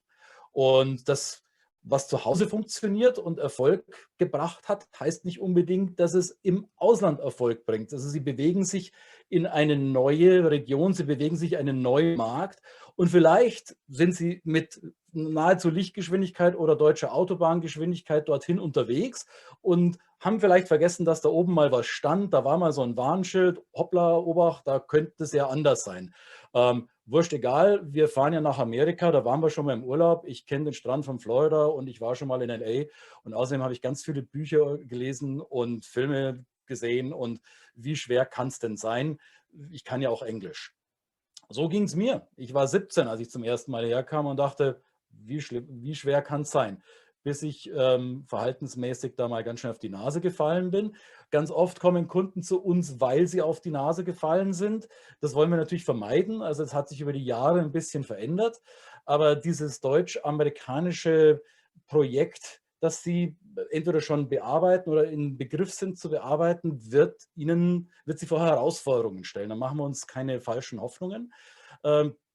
Es wird Unterschiede geben im Verhalten. Diese zu erkennen, ist oftmals die Schwierigkeit, weil wir eben annehmen, dass es eine Ähnlichkeit gibt, weil die gibt es ja auch. Es ist ja auch beweisbar, dass wir uns ganz oft auch ähnlich verhalten wie US-Amerikaner und dadurch gerne mal vergessen, dass es da Nuancen gibt, auf die wir nicht so geachtet haben.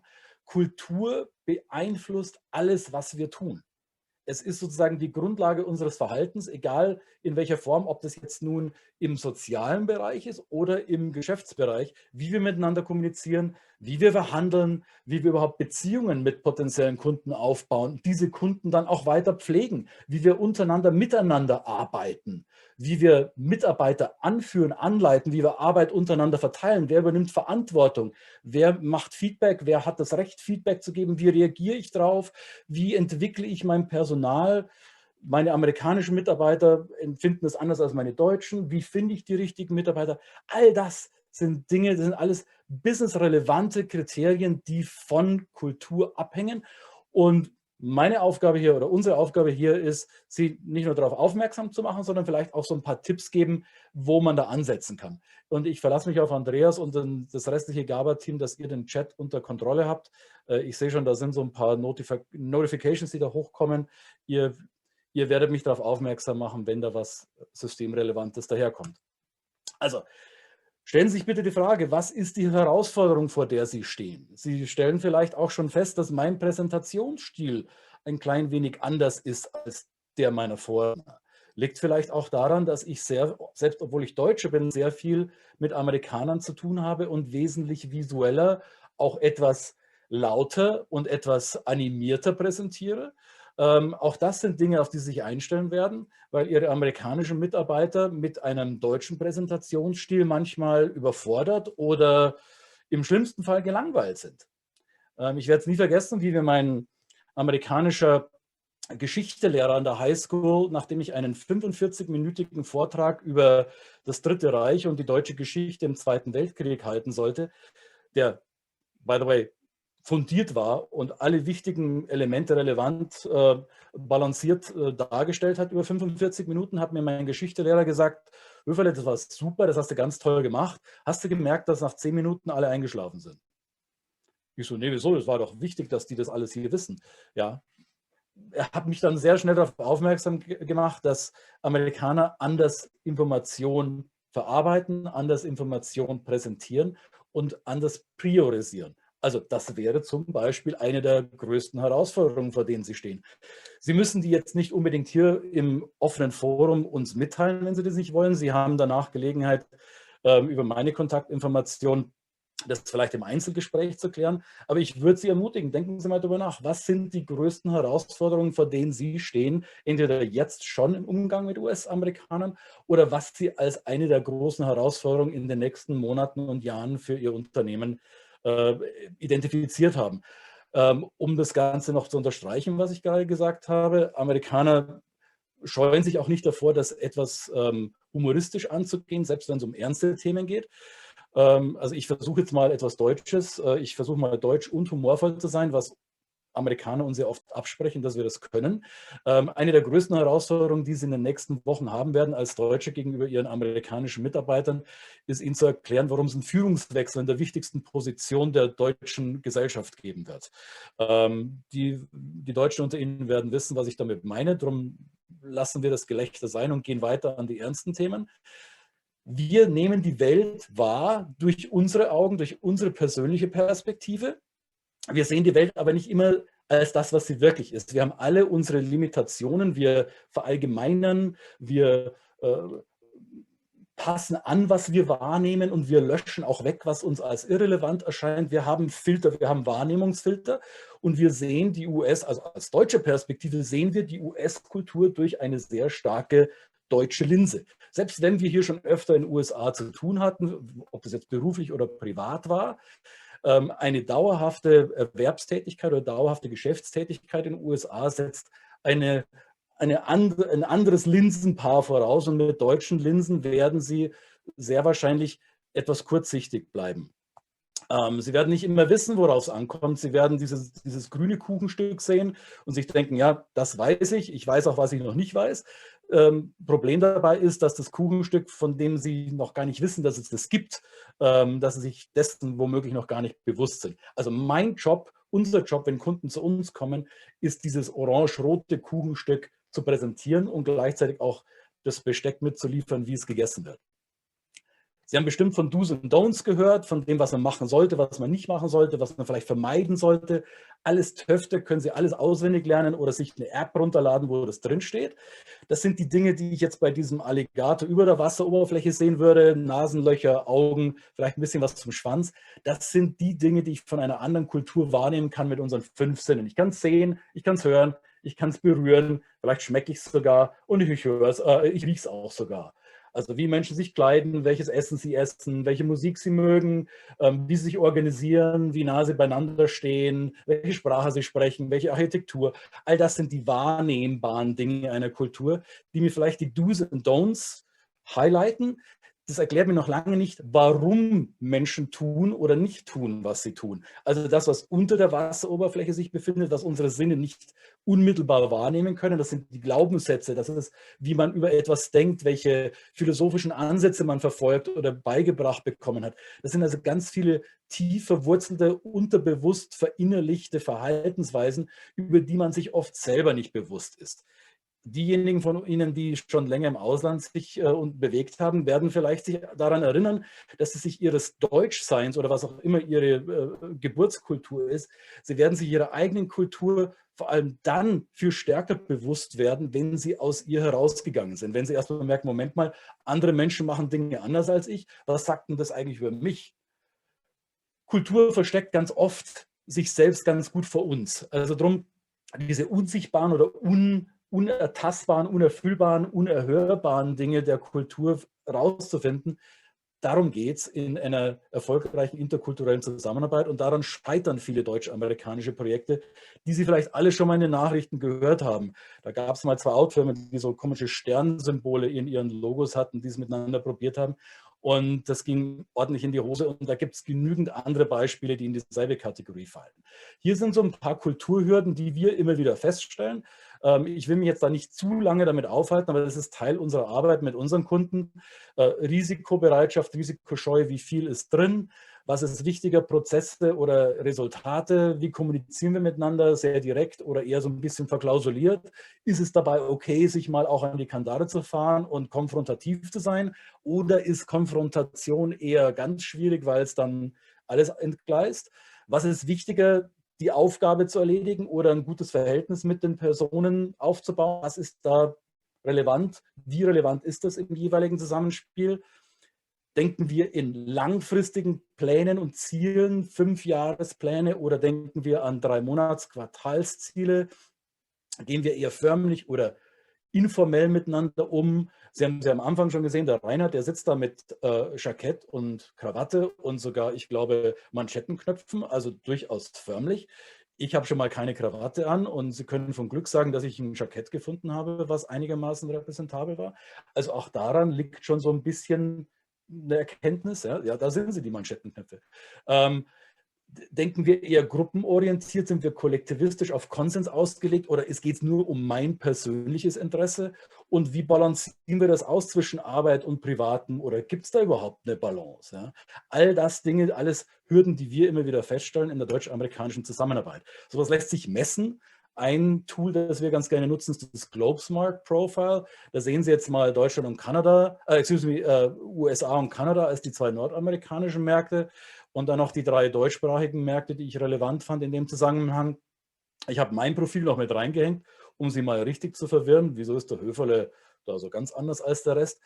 Diese Kulturprofile helfen uns zu erklären, erstens die Verhaltensvorlieben unserer Kunden und dann auch die Verhaltensvorlieben deren neuen Mitarbeiter oder Kunden oder Zulieferer. Und da kann man dann auch sehr schön sehen, gibt es da eine Lücke, gibt es da eine Kulturkluft?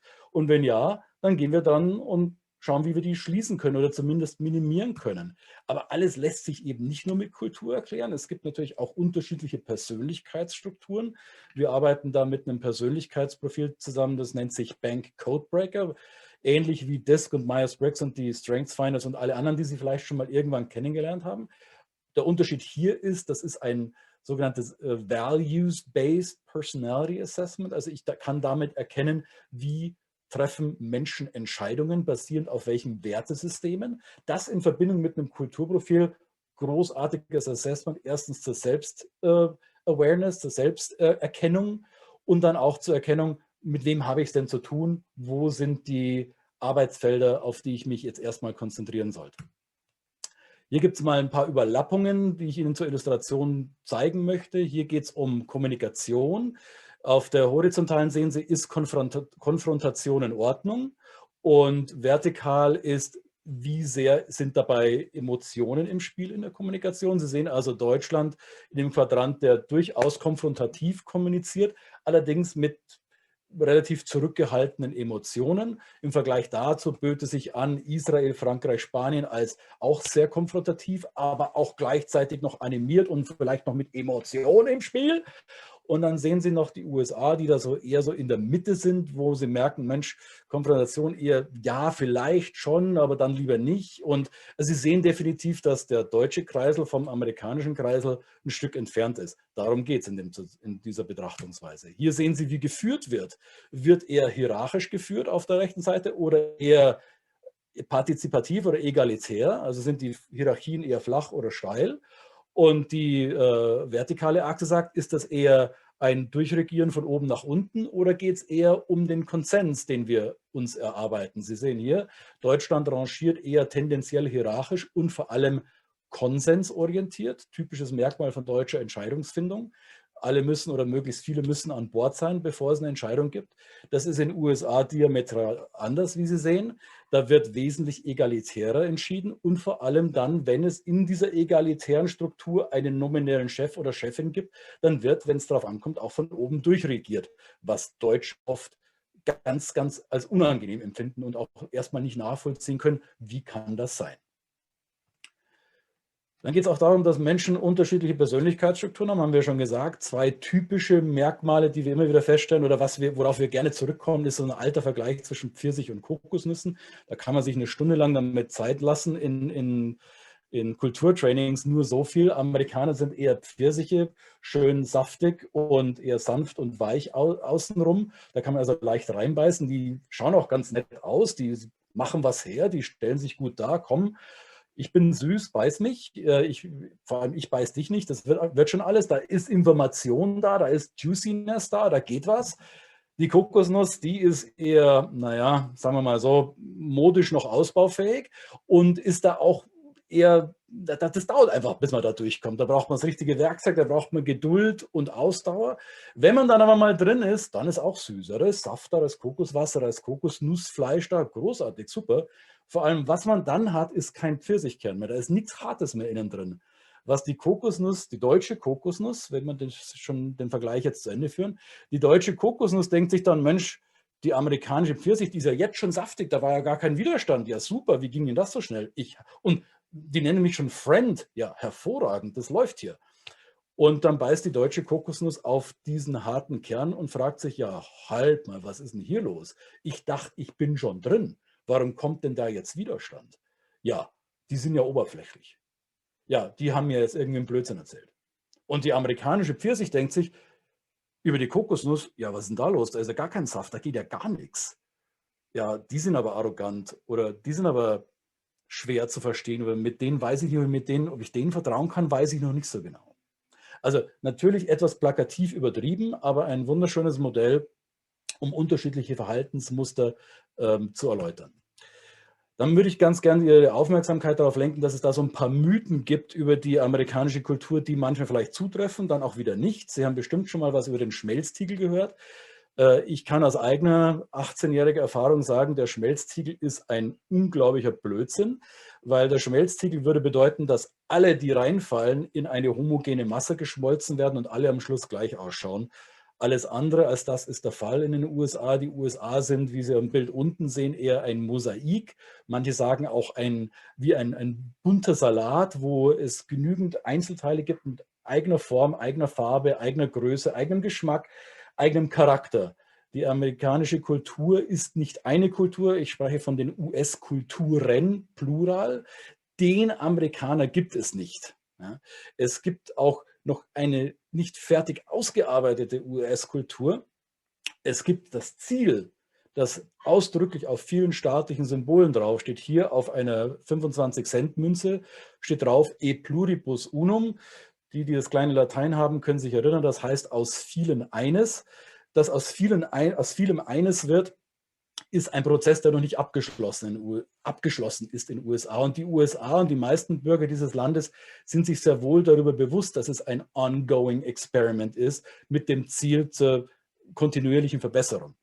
Also wie gesagt, den Amerikaner gibt es nicht. Es gibt Dutzende Studien, die das empirisch auch belegen. Hier eine, die schon 10 Jahre alt ist, wo die Tufts University sich mal das Wahlverhalten und auch das Wertesystem von Nordamerikanern angeguckt hat. Sie sehen nicht nur USA, sondern auch einen Teil von Mexiko und Kanada mit dabei. Will mich da gar nicht groß damit aufhalten. Wichtig ist nur, dass Sie sehen, es gibt unterschiedliche Flecken. Auf diesem Fleckenteppich unterschiedliche farbliche Ausprägungen, die alle irgendwas aussagen. Soll heißen, die eine US-Kultur ist eine Illusion. Sie sollten sich darauf einstellen, wenn Sie in den USA oder in Nordamerika geschäftlich unterwegs sind, dass Sie sich auf mehrere unterschiedliche Regionalkulturen vorbereiten können. Es gibt nämlich davon Dutzende. Diese Karte hier hat, glaube ich, 36 Regionalkulturen ausgemacht. Viel Erfolg. Das heißt nicht, dass das ein Hindernis für Sie sein soll. Das ist eine große Gelegenheit für Sie, es richtig hinzubekommen. Es zu ignorieren, dass Sie mit einem sehr diversen Markt zu tun haben, das wäre ein Hindernis. Mit großem Enthusiasmus an diese Diversität, kulturelle Diversität heranzugehen, das sehe ich als eine große Chance für deutsche Unternehmen.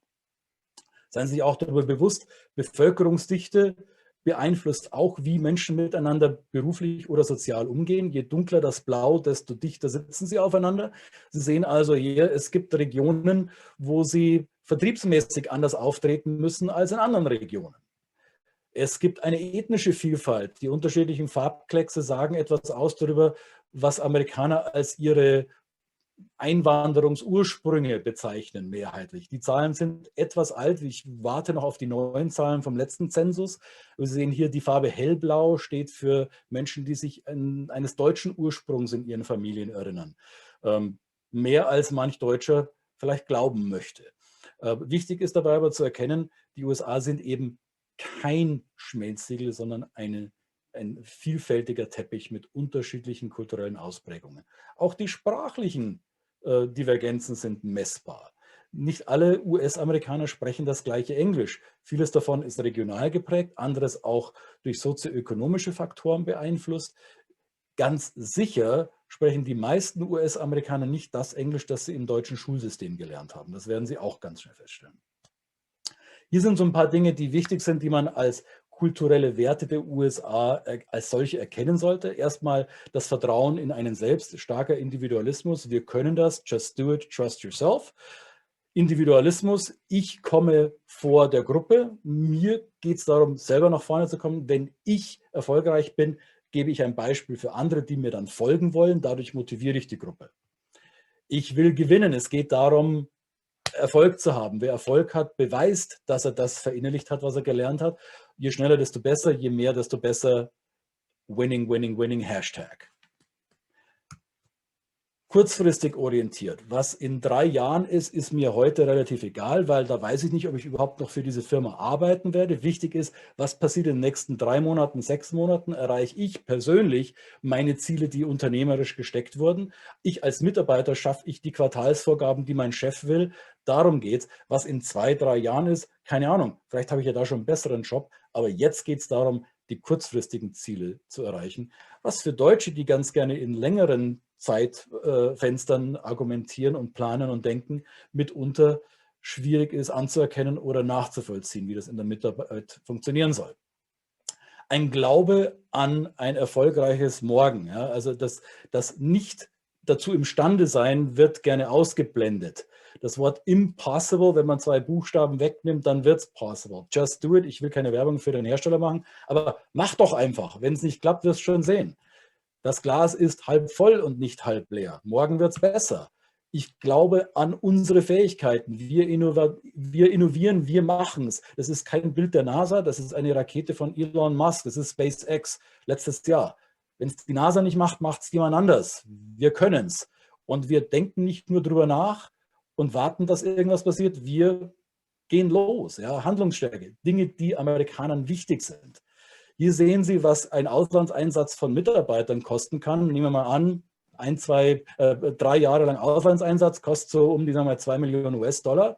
Hier sind so die Kosten außenrum. Der große blaue hier ist Löhne und Lohnnebenkosten. Die 3 kleinen Schnitzel da unten, die ich jeweils mit 1% angegeben habe, das ist Ihre Risikoversicherung. Sorgen Sie dafür, dass Ihre Mitarbeiter richtig ankommen und eingeführt werden. Geben Sie ihnen Sprachtraining, auch wenn die Englisch in der Schule gelernt haben. Und bitte, um Himmels Willen, erklären Sie ihnen, wie die Kultur funktioniert, weil sonst sind die 2 Millionen, die Sie für den Mitarbeiter ausgegeben haben, at risk. Sie können das Geld auch zum Fenster rauswerfen. Ich habe genügend Firmen erlebt, denen das passiert ist.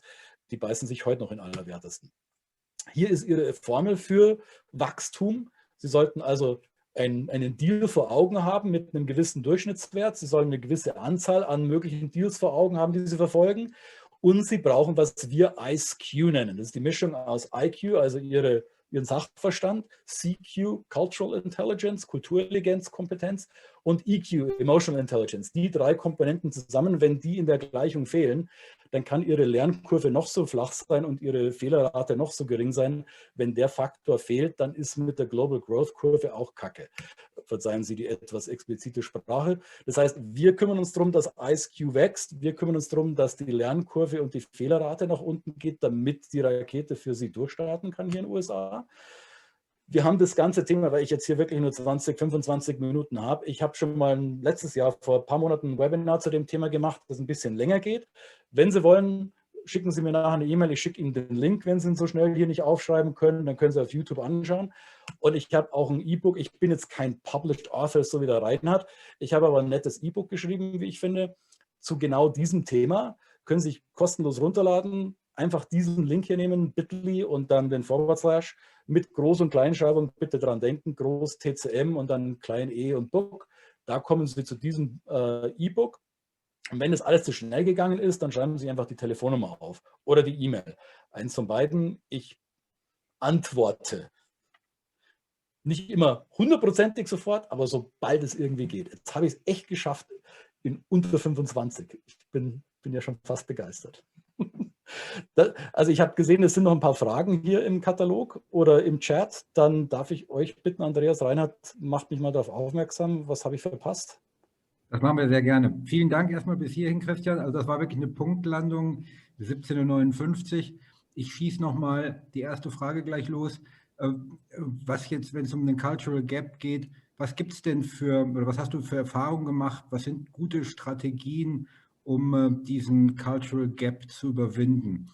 Kann man da... Also die erfolgreichste Strategie, die gleichzeitig auch die schwierigste ist Bescheidenheit walten zu lassen. Was ich ganz oft gesehen habe, speziell im deutsch-amerikanischen Kontext, ist ja ein Investieren mit Fachkompetenz im Ausland. Das sind oft Mittelständler, die sogenannten Hidden Champions sind, die in ihrer Branche unter den Weltmarktführern sind, die wirklich was geschaffen haben, womöglich auch über Generationen hinweg einfach Fachwissen und Kompetenz haben, die sonst auf der Welt kaum jemand anderes hat. Die kommen also mit diesem Selbstverständnis hier an, wir können was ihr noch nicht könnt und wir zeigen es euch jetzt. das ist im schlimmsten dysfunktionalen Fall ist es eine deutsche Ingenieursarroganz. Im besten Fall ist es eine hervorragende Fachkompetenz, die transferiert werden kann.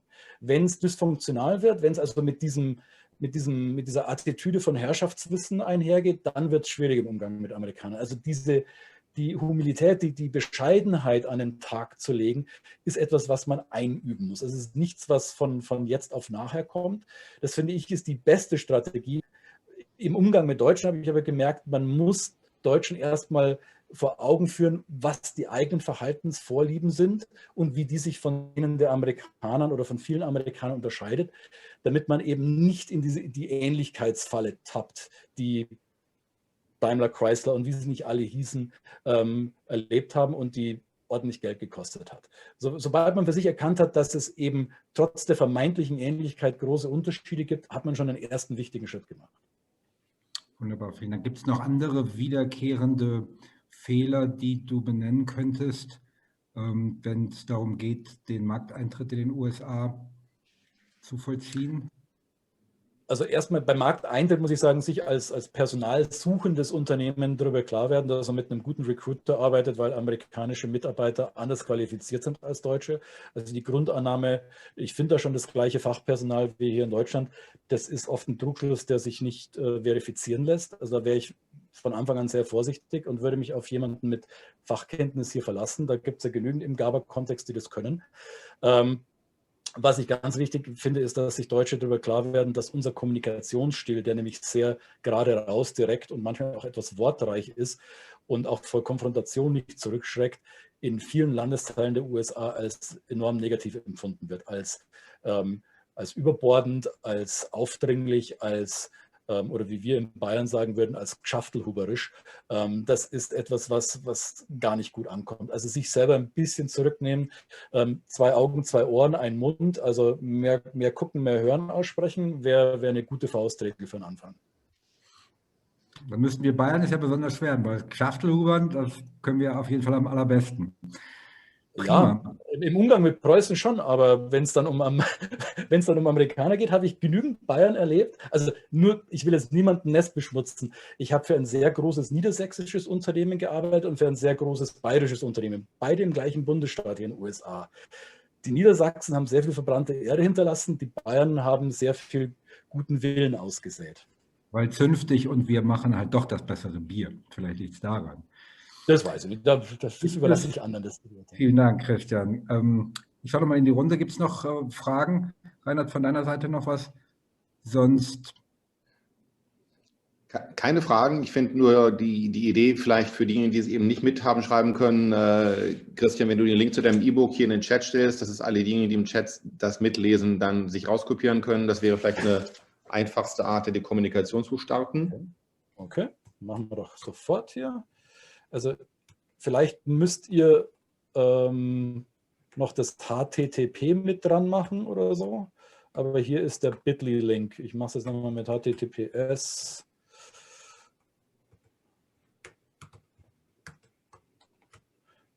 Jetzt müsste es clickable sein. Probiert. Ach Mist, immer noch nicht. Ja, Mensch, Höferle. Tippen ist Glücksfall, ne?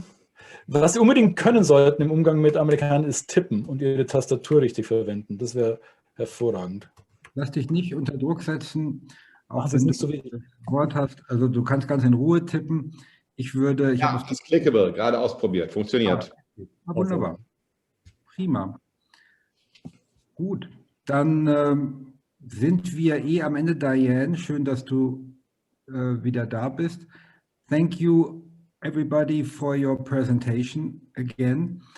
Ich würde langsam zum Ende kommen und mich natürlich nicht verabschieden wollen, ohne Sie hinzuweisen auf unsere nächste Veranstaltung. Ich sagte ja eingangs, wir sind im GABA-Webinar-Monat. Das heißt, wir sehen uns in alter Frische, wenn Sie mögen, am nächsten Dienstag wieder, same time, same place, 16 Uhr mitteleuropäische Zeit. Das müsste dann 10 Uhr Eastern Standard sein. Und wir haben wieder spannende Themen auf jeden Fall, glaube ich. Wir bleiben wieder, Reinhard holt immer Luft, aber danke. Ich führe das noch schnell. Möchtest du noch was dazwischen sagen? Wolltest du gar nicht. Mach doch die spannenden Themen fertig, das ist doch schön. Genau, wollte ich doch sagen. Also wir bleiben hart am Markt und wollen natürlich nächste Woche dann weitermachen mit unserer Markteinführung, mit Marketing Strategies, mit was mache ich denn nun?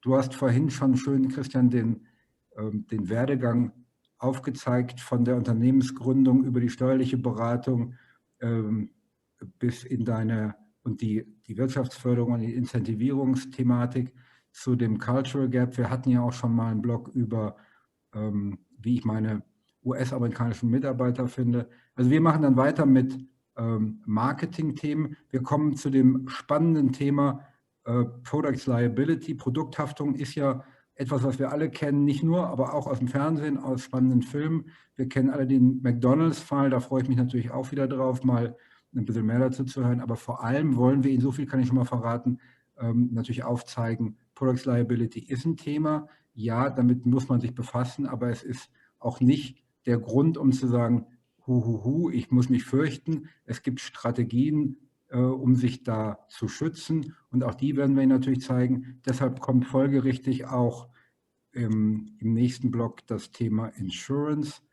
Da geht es nicht nur um die Produkthaftpflichtversicherung, sondern da geht es auch darüber hinaus um weitere Versicherungsprodukte, die man haben muss, die man auf jeden Fall empfiehlt, die man haben sollte. Und dann, wenn ich das richtig erinnere, haben wir, das war auch mal dann wieder ein schönes deutsches Thema, wenn dann doch mal was in die Hose geht, haben wir da, glaube ich, das Thema der Zwangsvollstreckung von US-Entscheidungen in Deutschland. Da gibt es auch ein bisschen was zu sagen. Das erlaube ich mir dann zu machen, weil das ein deutsches Prozessthema ist. Das ist so das Roundup für den nächsten Dienstag.